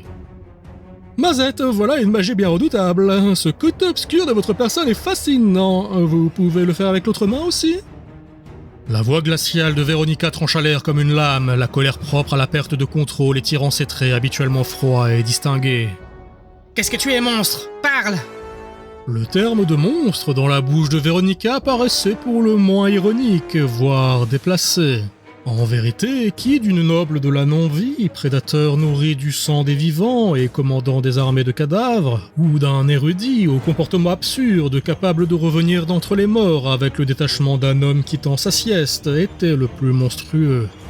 Maximilian, d'un geste anodin, bougea la tête comme pour tester sa mobilité, ignorant involontairement la question spieuse de la vampire dans sa démarche exploratrice. Tiens, merci, cette affreuse douleur cervicale que je me traînais a disparu. Vous êtes donc chiropractrice? Oh non, vous êtes évidemment un vampire kinésithérapeute donc. Madame, que devons-nous faire de cette chose? Elle est impossible. Ce n'est pas de la nécromancie, mes pouvoirs seront inutiles contre elle. Le renfrognement direct de Véronica, mettant en valeur ses carnassières allongées dans une expression de violence contenue, fut suffisamment explicite pour terrifier Morbac. Le pauvre nécromancien perdit toute contenance et sa terreur se traduisit par un cri plaintif à peine dissimulé, avant qu'il ne disparaisse précipitamment derrière le rempart lugubre que formaient ses morts-vivants. Maximilian, quant à lui, demeurait étrangement impassible. Il balaya la scène du regard, son expression demeurant à la frontière entre l'ennui et la distraction, comme s'il ne saisissait pas pleinement la panique autour de lui. Son regard croisa alors celui de Baragor et d'Erhardt, deux visages marqués, l'un par l'incrédulité bourrue d'un nain pragmatique et l'autre par une terreur à peine masquée. Et dans ce silence suspendu, il reprit la parole, comme s'il poursuivait une conversation interrompue par un détail fortuit.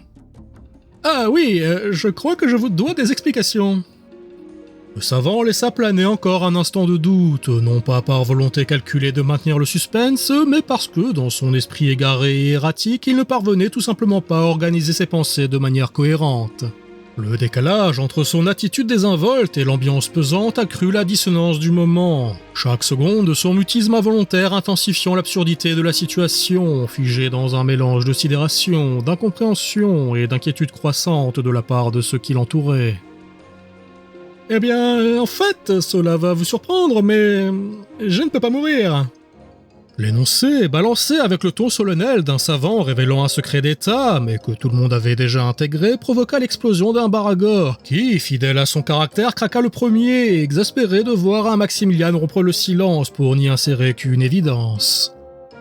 Par les baloches de Rook, d'habitude tu nous casses les oreilles avec tes explications à rallonge et là tu expliques rien. Un stocundo.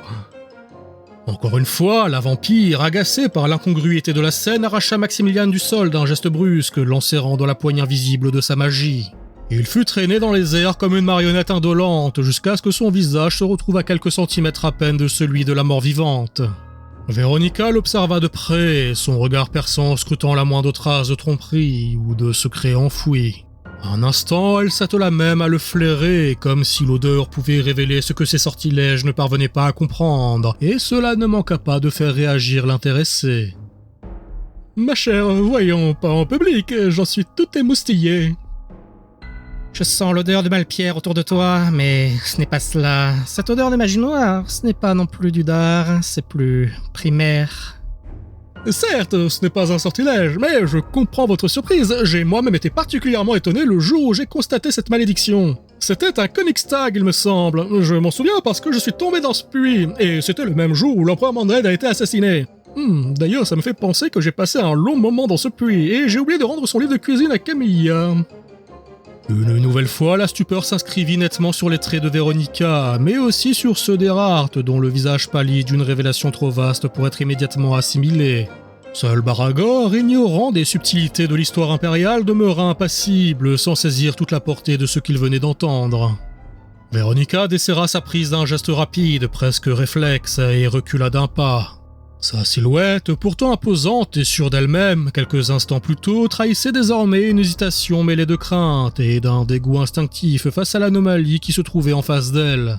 Le Daoui, les sourcils froncés et la mâchoire contractée, se pencha légèrement vers Erhardt pour murmurer d'un ton bourru mais sincère. « Il a dit quelque chose de fada, plus que d'habitude, je veux dire. » L'empereur Manfred von Zelt est mort il y a une éternité. Une éternité? Longue comment, l'éternité? Cette créature se joue de la mort depuis des éons. Elle existe depuis avant même l'ascension des von Karstein à la non-vie, avant même la découverte du nouveau monde d'or. C'est impensable. Voyons, avec de telles déclarations, je passe pour un vieillard. Pourtant, je suis plutôt bien conservé pour mon âge. Oh, oui, désolé, c'est justement ce qui vous turlupine. La marquise mort-vivante se retourna lentement vers Erhardt et Baragor, son regard empreint d'une tension feutrée. L'expression sur son visage n'était plus ni colère ni impatience, mais quelque chose de plus subtil, une attente teintée de méfiance, comme si elle espérait que les deux survivants lui livrent une clé susceptible de faire sens dans l'absurdité qu'elle vivait, ou non vivait. Que pouvez-vous me dire à propos de cette chose ? Pas grand-chose, il nous a embauchés pour le protéger et récupérer de la Malpierre, mais je comprends pas pourquoi, vu qu'il a déjà l'air immortel. Eh bien, c'est relativement simple, voyez-vous. En vérité, je suis plutôt intolérant à la douleur, et ma malédiction ne m'immunise malheureusement pas aux affres d'une saturation non désirée de mes terminaisons nerveuses. Sans parler du fait qu'elle possède une quantité non négligeable d'autres inconvénients. C'est d'ailleurs une des raisons qui me pousse à vouloir de la Malpierre, enfin, en plus d'un intérêt purement scientifique. Tu veux te rendre insensible à la douleur? Quoi? Oh non, on s'est mal compris. Je parlais de ma malédiction. Elle s'accompagne d'autres effets bien plus ennuyeux qu'une mortalité refusée ou qu'une douleur exacerbée. J'ai également la capacité à ce désagréable mélanger et accentuer ma perception du temps et de l'espace. Oui, ce serait une manière de l'exprimer. Ou pas. Votre visage sceptique laisse à penser que ma formulation était peut-être plus confusante qu'éclairante. L'assemblée, déstabilisée par le flot abscon et désarticulé des paroles de Maximilian, resta figée dans un silence incrédule. Le nain fronçait les sourcils, et Erhardt plissait les yeux comme pour déchiffrer un dialecte oublié, et même les zombies et les squelettes semblaient suspendus dans une pause involontaire, comme frappés de confusion par procuration. Ce bref moment de stupeur fut rompu par Véronica elle-même, qui, exaspérée par le non-sens ambiant, décida de reprendre la main sur la situation avec l'autorité glacée qui la caractérisait. Je ne saisis pas encore l'étendue de cette aberration, mais il y a une chose indéniable. La mortalité de ces deux-là, contrairement à la tienne, ne fait aucun doute. Et tu aimes la science, n'est-ce pas? Considère cela comme ton ultime opportunité d'expliquer clairement vos intentions ici. Sans quoi, tes camarades pourraient se voir contraints de prouver mes dires, et avec toute la lenteur et la patience de rigueur dans une expérience scientifique.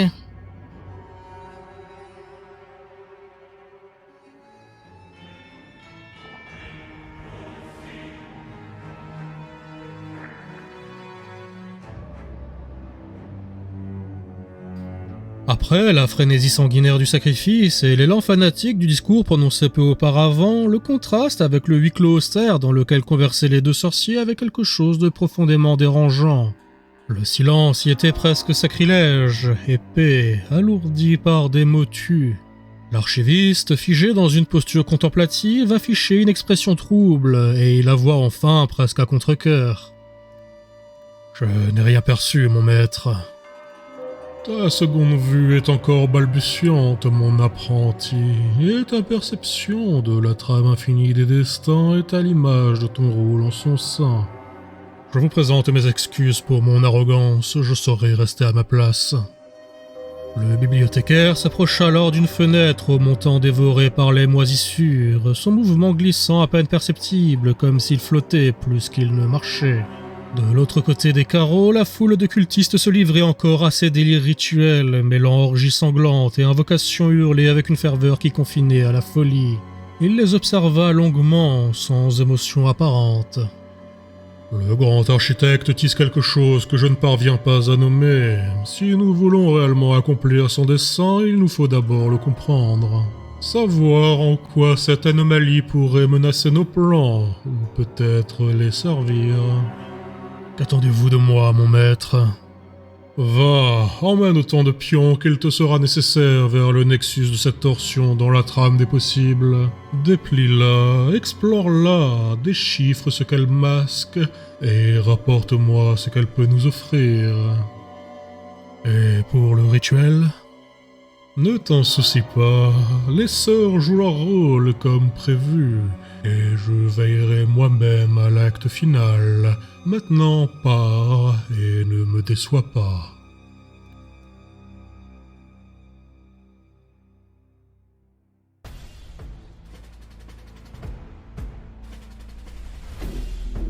Zilk menait la procession de novices à travers les rues déliquescentes de Mordheim, sa respiration saccadée par les cadences soutenues et l'air encore chargé des cendres de la nuit.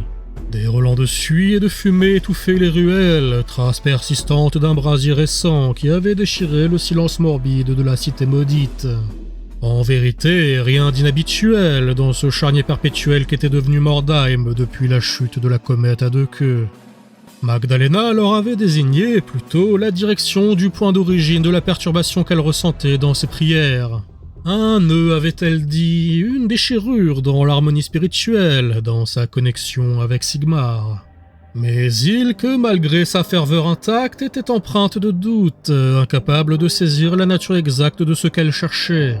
Leur mission reposait uniquement sur l'intuition mystique de la chanoinesse, dénuée de la moindre précision concrète, sans but clairement formulé, ni même de repères tangibles. Pourtant, l'ordre avait été donné, et elles obéissaient, comme toujours. Le rythme de la marche se ralentit progressivement. Les sœurs avaient déjà remarqué la présence anormale de cadavres d'hommes rats sur leur chemin, mais à mesure qu'elles approchaient des docks, ce furent les corps d'adorateurs du chaos qui commencèrent à parsemer les pavés humides.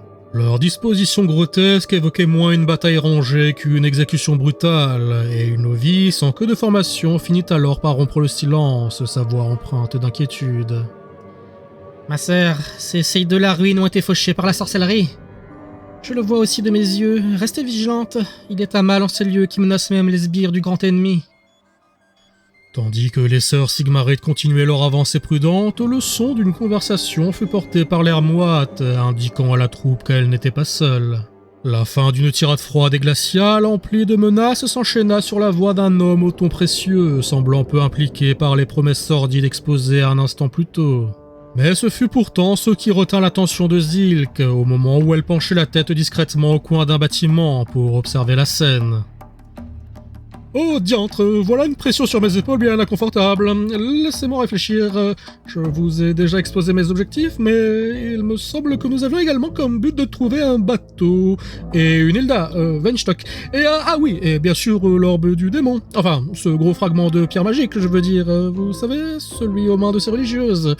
Ah non, vous ne saviez pas, évidemment. Mais eh bien, vous le savez maintenant. Le regard de Zilk se figea net à l'évocation de l'orbe du démon, mais ce n'était rien comparé à ce qu'elle découvrit un instant plus tard. Une abomination impie se tenait là, sous ses yeux, à quelques mètres seulement de l'étrange orateur. Et son apparence ne laissait aucune place au doute. La pâleur morbide de sa peau, l'élégance prédatrice de ses traits, les canines acérées trahissant une faim contenue. Un vampire. Elle en avait une connaissance vague, tirée des récits et des grimoires anciens, mais jamais elle n'en avait vu un d'aussi près. Et certainement jamais d'aussi vivant, quoique ce mot puisse être sujet à débat concernant une telle créature. Mais surtout, c'était elle, à n'en point douter, la commandante supposée de cette armée de morts qui ravageait Mordheim depuis des semaines, ainsi que la responsable de dizaines d'escarmouches sanglantes contre les sœurs de Sigmar, la marquise Veronica von Karstein. Pourtant, malgré l'horreur qu'elle incarnait, la créature semblait hésitante. Son regard se plissa, perçant l'ombre entre elle et l'étrange homme à l'origine de cette tirade surréaliste. Elle le scrutait comme on observe un insecte rare, potentiellement dangereux, oscillant entre la curiosité scientifique et la méfiance instinctive. L'orbe du démon ? La réponse de Maximilian fusa instantanément, toujours teintée de ce ton léger, presque distrait, comme s'il parlait de la météo plutôt que d'un artefact maudit. Oui, une taille véritablement hors du commun, et il est très important pour quelque chose, mais je ne me souviens plus quand. C'était peut-être avant ou bientôt, mais il y a fort à parier que même maintenant il joue un rôle majeur à Mordheim. Enfin, je crois. Madame, ô grande maîtresse des morts, si je puis me permettre une remarque, cela peut être en rapport avec la baisse d'activité des sœurs de Sigmar et leur réclusion dans leur grande cathédrale. Il est vrai, cela expliquerait pourquoi elles semblent soudainement protéger quelque chose. En fait, c'était littéralement le cas. Soudain, un son strident, à mi-chemin entre le grincement métallique et le sifflement aigu d'un mécanisme sous pression, retentit depuis la silhouette de Maximilian, tranchant l'atmosphère déjà tendue comme une lame. Tous les regards se tournèrent aussitôt vers le savant, dont l'attitude changea du tout au tout. Lui-même parut surpris, presque pris de court, et se mit à fouiller frénétiquement ses vêtements dans un mélange de hâte et de panique désordonnée. « Oh, Fichtre, où est-il?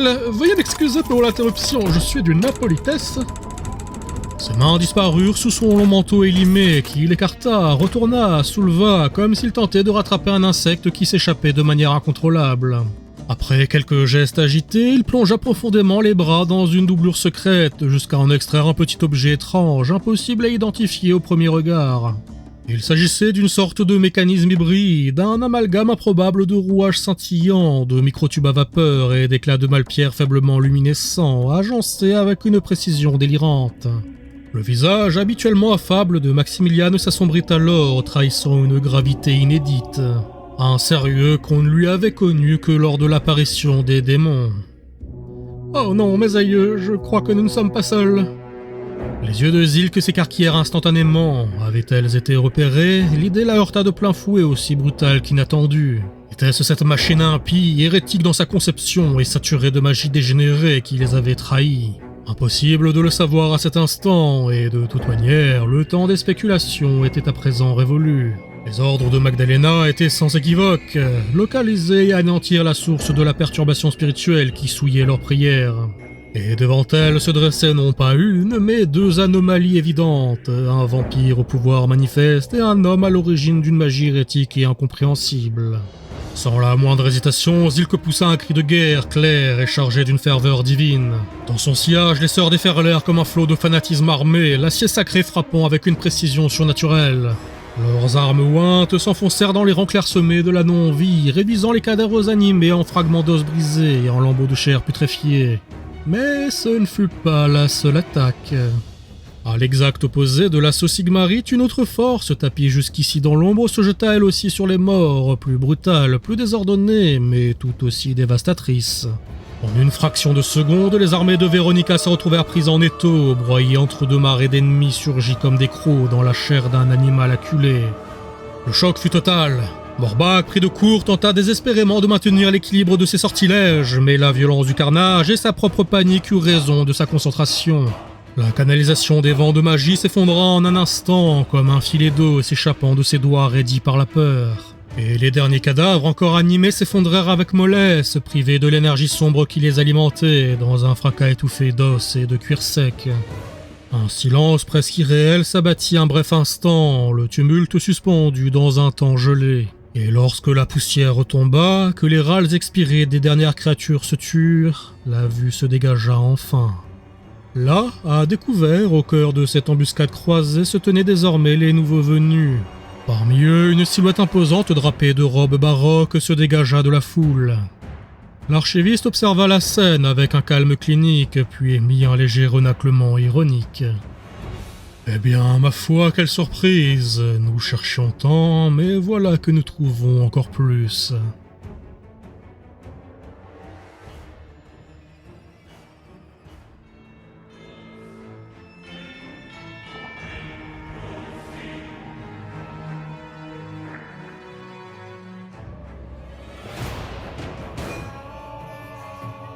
La tension monta d'un cran à l'apparition de l'archiviste, dont l'aura oppressante surpassait, contre toute attente, celle d'une créature aussi surnaturelle que Véronica. Il était flanqué d'un cercle de cultistes encagoulés, mais aussi de formes bien moins amicales, aux silhouettes grotesques, et aux cris si inarticulés qu'ils auraient eu davantage leur place dans un colon en souffrance que dans une gorge, aussi difforme fussent-elles. À l'exact opposé du cortège mutant, comme un miroir ironique, se tenaient Zilk et la troupe de sœurs. Leurs armures scintillantes encore éclaboussées des fluides indicibles propres à la décomposition des horreurs qu'elles venaient tout juste d'anéantir. Morbag, saisi par la peur d'un éventuel reproche de sa maîtresse, tenta précipitamment de canaliser l'énergie nécromantique dans ses doigts osseux. Il voulut ranimer les cadavres épars, redonner souffle à leurs dépouilles inertes.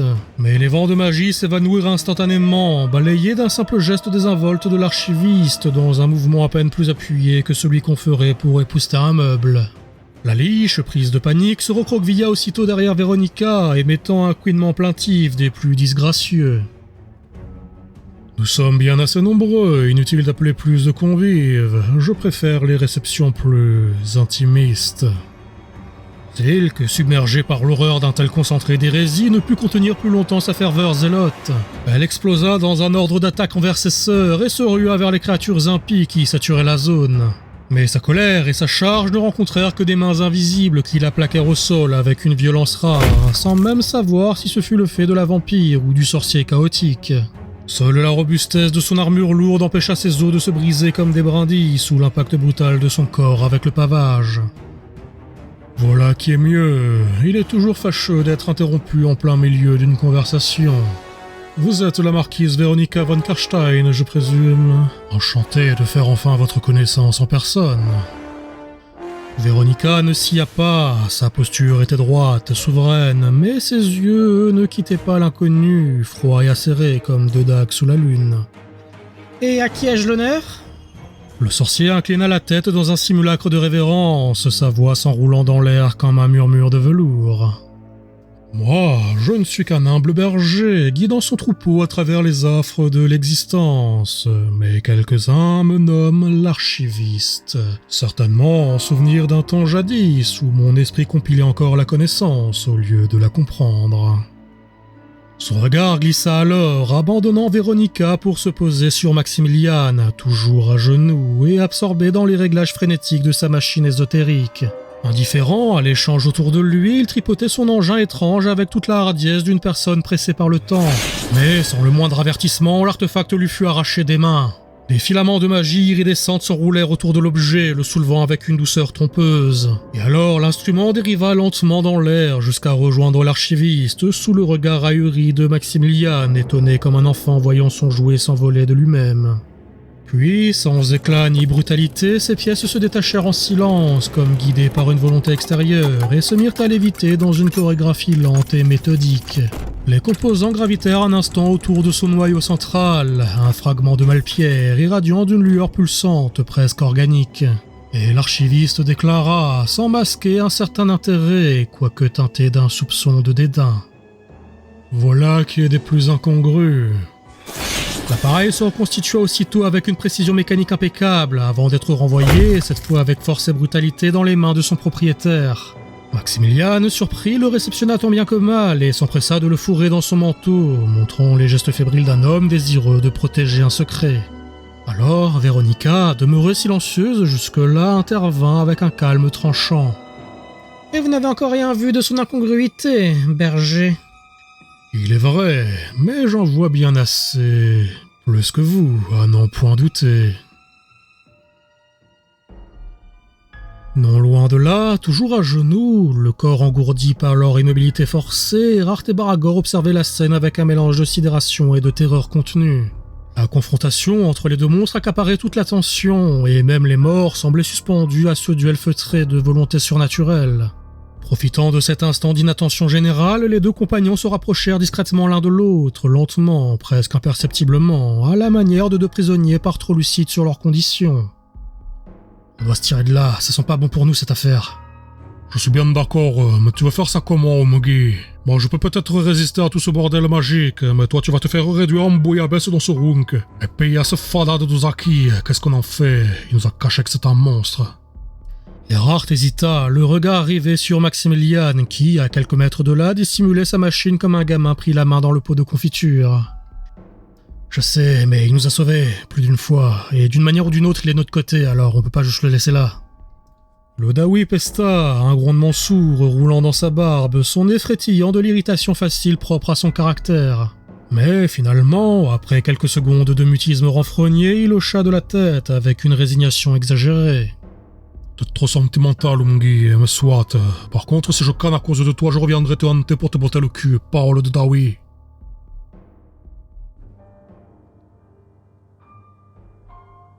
Hilda avait bu une première gorgée, prudente, presque cérémonieuse, comme si l'eau du pichet pouvait encore, d'une manière ou d'une autre, se retourner contre elle. Mais rien ne vint, aucun spasme, aucune brûlure interne, à peine le frisson d'un mauvais goût. Alors, après un court instant d'hésitation, elle en but une seconde, plus franche. L'eau ne nourrissait pas, non, mais elle avait au moins le mérite de remplir son estomac vide et de détourner son esprit de la sensation de faim. C'était déjà plus qu'elle ne pouvait en espérer. Mais son esprit fut rapidement saisi par une sensation qu'elle aurait bien aimé voir disparaître. À peine avait-elle fini le pichet et repris sa route que ce sentiment angoissant d'être suivie était revenu. Non, pas revenu, en vérité, il n'était jamais vraiment parti. Il s'était simplement tu, un temps. Et, comme si cela ne suffisait pas, quelque chose dans la ville semblait avoir changé. Mordheim, jusque-là figé dans une forme perverse d'inertie des plus appréciables, sembla peu à peu prendre vie, comme une carcasse gigantesque et silencieuse qui semblait désormais bouger, respirer et sentir. Les bâtisses alentours, amoncellements de pierres boursouflées et de bois moisis étaient déjà mutés au-delà de toute commune mesure, mais ils semblaient à présent se réveiller d'un long sommeil.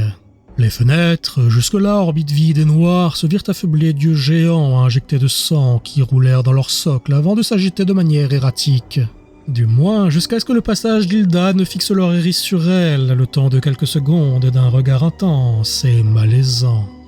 Autour d'elle, des tentacules veineux et obscènes se tortillaient et se contorsionnaient sous l'effet de sa proximité, palpitant au rythme d'un cœur invisible.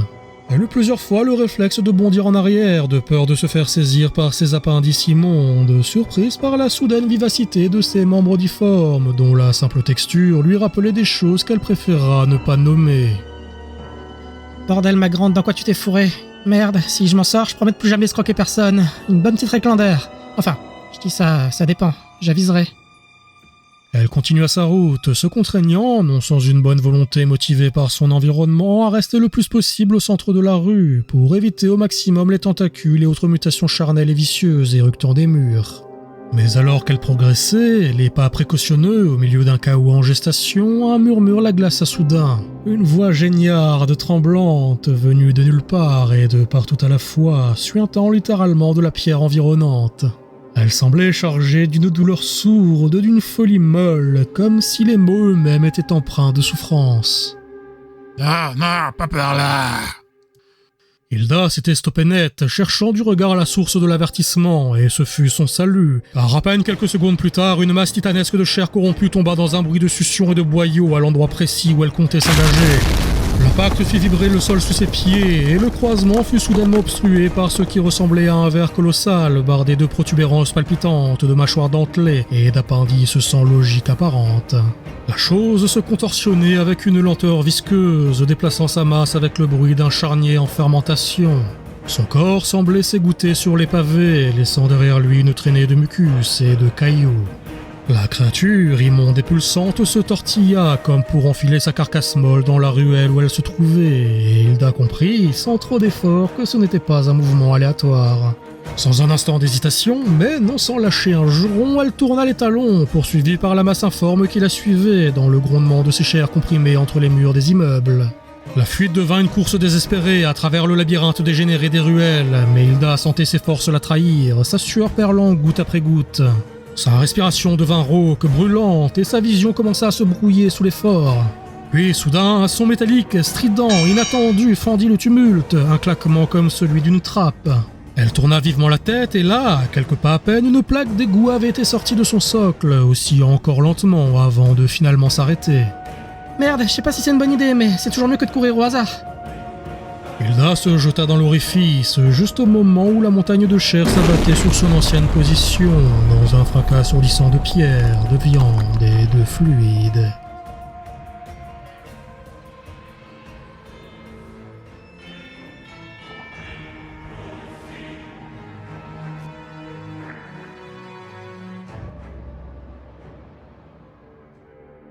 Hilda chancela les jambes flageolantes, tandis que le sol tremblait sous elle, agité par les secousses du monstre tentant de la poursuivre dans le boyau nauséabond où elle s'était précipitée. Mais sa masse colossale, boursouflée et dégoulinante, se révéla trop imposante pour franchir les limites étroites de la bouche d'égout. Tout du moins à en juger par les sons rageurs égorgés de chair qui s'amenuisaient derrière elle, car Hilda n'avait pas eu l'inconscience de rester sur place pour en avoir le cœur net. Sans se retourner, elle s'enfonça dans les ténèbres, ses doigts glissant le long des parois suintantes pour se guider à l'aveugle.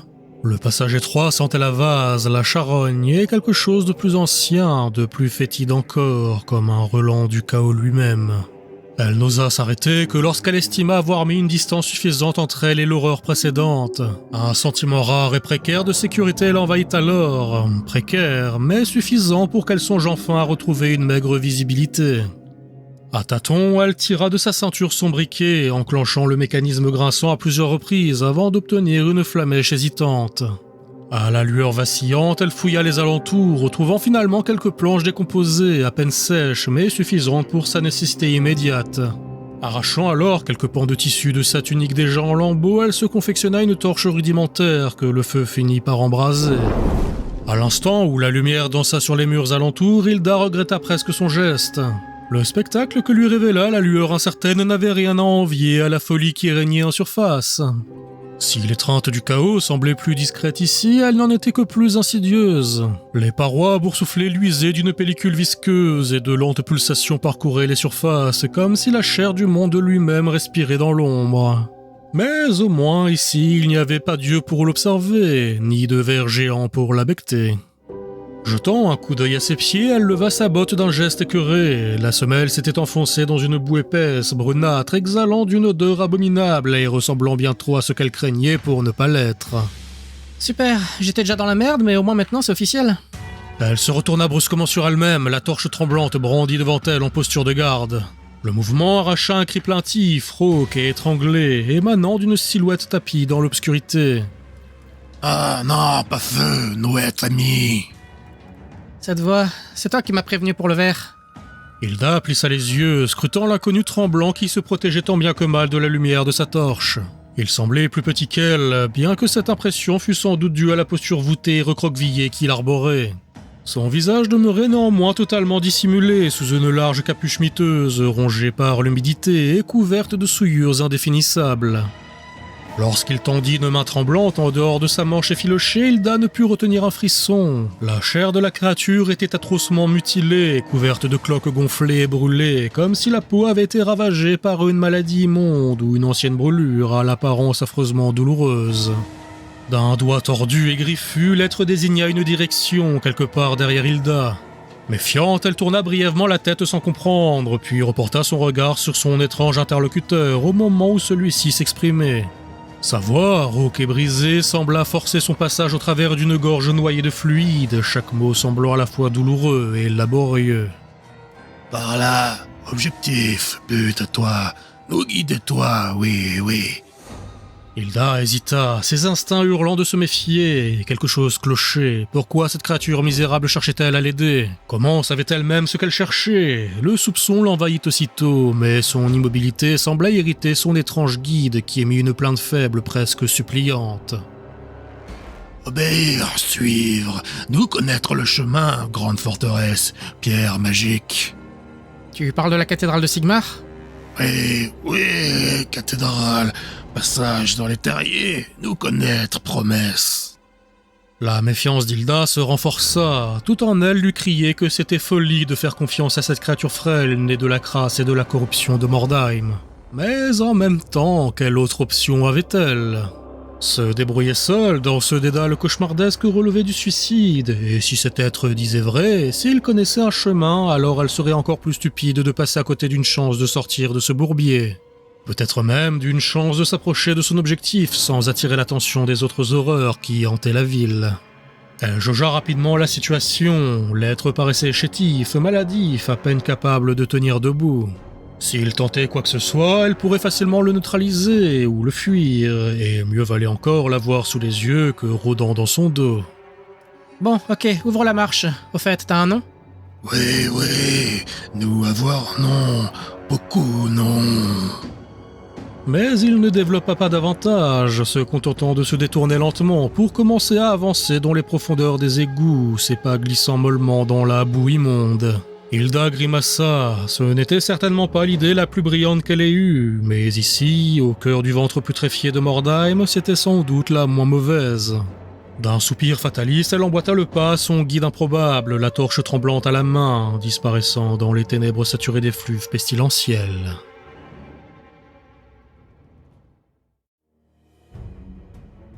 Véronica et l'archiviste s'observaient désormais dans un silence pesant, dense comme le linceul étendu sur les ruines. Aucun d'eux n'osait encore bouger, leurs volontés respectives tendues à l'extrême, cherchant la faille dans l'assurance de l'autre, le moindre frémissement qui signerait l'ouverture du bal. Pourtant, à quelques pas de là, brisant la tension comme une note dissonante, Zilk, toujours maintenu au sol par une force invisible, ne cessa de lutter. Pressant son front contre les pavés froids, elle murmura d'abord, puis de plus en plus fermement, entonnant une prière avec une rage croissante. « Empereur Dieu Sigmar, de qui descend toute noblesse et tout empire, apprenez-nous à servir noblement, que notre fait ne soit point parade ni littérature, mais loyale servitude et sacrifice coûteux. » L'archiviste, intrigué par ce murmure obstiné qui tranchait avec la solennité tendue du moment, tourna lentement vers elle un regard chargé de dédain. Un ricanement méprisant, étouffé sous son masque ouvragé, vibra brièvement dans l'air froid.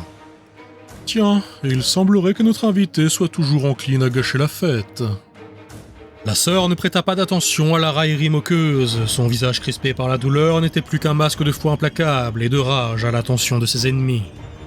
Tenez nos amours tout près de vous, dans le dédain des païens hérétiques, des sourasses et des dévouements bon marché. Car ce que nous voulons, c'est gagner votre paradis, non pas en commerçant, mais par la masse du Saint-Marteau sur lequel est gravée votre comète. Quelque chose, imperceptible à l'œil nu, mais tangible pour les sens aiguisés des sorciers présents, commença alors à changer. Les liens occultes qui maintenaient Zilk entravés frémirent d'abord faiblement, puis vibrèrent d'une manière discordante, comme s'ils étaient soudain saisis d'une faiblesse mystérieuse. Sous son masque, l'archiviste arqua un sourcil, un rictus de contrariété plissant ses lèvres invisibles quand il sentit les liens magiques qui retenaient sa victime se rompre un à un, comme soumis à une force brute qui, normalement, ne devrait pas avoir prise sur les émanations du chaos. Voilà qui est ennuyeux. Irrité, il frappa son bâton contre les dalles humides. Le choc, plus rituel que brutal, envoya une nouvelle vague d'énergie plaquer Zilk contre le sol, lui arrachant un cri déchirant. Mais la jeune femme, bien qu'écrasée par la douleur, se raccrocha encore plus farouchement à sa litanie sacrée. Ces mots jaillissaient désormais non plus seulement comme une prière, mais comme une véritable arme spirituelle, lacérant la trame impure qui la maintenait captive. Dans l'obscurité des journées banales, préparez-nous aux grandes choses par la fidélité aux petites, et enseignez-nous que la plus fière épopée est de conquérir notre âme et de devenir des saints. Nous n'avons pas visé moins haut, Seigneur. Gloire à l'empereur Dieu, mort au faux Dieu, que purification soit faite. Sur ces derniers mots de dévotion, les liens ésotériques qui enserraient Zilk se brisèrent dans un craquement sec comme du verre fendu sous une pression insoutenable. L'archiviste, témoin de la scène, esquissa malgré lui un mouvement de recul, ses yeux étincelant d'un mélange d'effarement et d'admiration glacée. La jeune femme se redressa alors dans un halo de lumière vive, son armure ternie par la bataille désormais resplendissante, nimbée d'une aura de pureté presque douloureuse dans ce lieu corrompu. Cette simple vision raviva instantanément le courage vacillant des sœurs. Dans un élan de ferveur, galvanisé par la manifestation visible de la bénédiction divine, elles poussèrent un cri de guerre d'une intensité fanatique, faisant vibrer les pierres même des docks sous leurs voix exaltées. Véronica n'attendit pas que cette occasion lui échappe, et dans un mouvement rapide, elle en appela à sa magie vampirique pour frapper le sorcier par surprise. Mais l'archiviste, loin de se laisser surprendre, réagit avec une maîtrise absolue. Il balaya l'attaque d'un revers de la main, cette fois bien plus appuyé et chargé de force brute que ses gestes précédents. Le choc ne fut cependant pas anodin, et plusieurs cultistes proches de lui, pris dans la déflagration détournée, explosèrent littéralement dans un torrent sanglant, éclaboussant les dalles dans une pluie grotesque de chair et de liquide vital. Profitant de la confusion, Zilk se précipita alors vers Véronica et Morbach, ses ennemis les plus proches. Sa masse bénie était brandie et prête à frapper. Mais un zombie se releva au dernier moment pour bloquer l'assaut avant qu'il ne touche Morbach. Le mort-vivant fut pulvérisé dans une gerbe de chair morte sous le coup sanctifié, mais déjà une autre paire de Maccabées s'élevait, suivie d'une cohorte toujours grandissante de serviteurs titubants. C'est particulièrement déplaisant. D'un pas mesuré, l'archiviste recula prudemment, se dissimulant derrière le rideau vivant que formaient ses cultistes et ses mutants dégénérés. Ceux-ci, hurlant d'un zèle morbide, se jetèrent dans la mêlée, se heurtant aux sœurs de Sigmar et aux morts vivants, avec une sauvagerie débridée.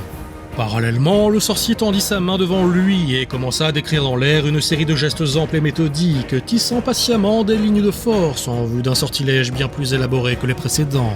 Véronica, sentant l'imminence d'une menace, dégaina son sabre dans un chuintement métallique et décapita un cultiste d'un geste net, le sang jaillissant dans une arche écarlate. Elle perçut aussitôt, dans l'éther, la torsion des vents de magie qui convergeaient vers l'archiviste. Elle montra alors les crocs en réaction de manière bestiale, sifflante, avant d'attraper un autre serviteur du chaos par le col et de planter ses carnassières dans sa gorge, dans un baiser mortel teinté d'éclaboussures sanglantes. L'archiviste, concentré sur sa manipulation des vents, sentit aussitôt le flux magique lui échapper, siphonné par la marquise mort-vivante, dont le pouvoir était temporairement renforcé par le sang de son propre sbire. Un grondement sourd monta dans sa gorge en une série d'invocations occultes. Puis, serrant son bâton à deux mains, il banda ses muscles et son esprit, s'enracinant dans le sol et engageant une lutte muette mais féroce contre sa rivale pour le contrôle des vents de magie.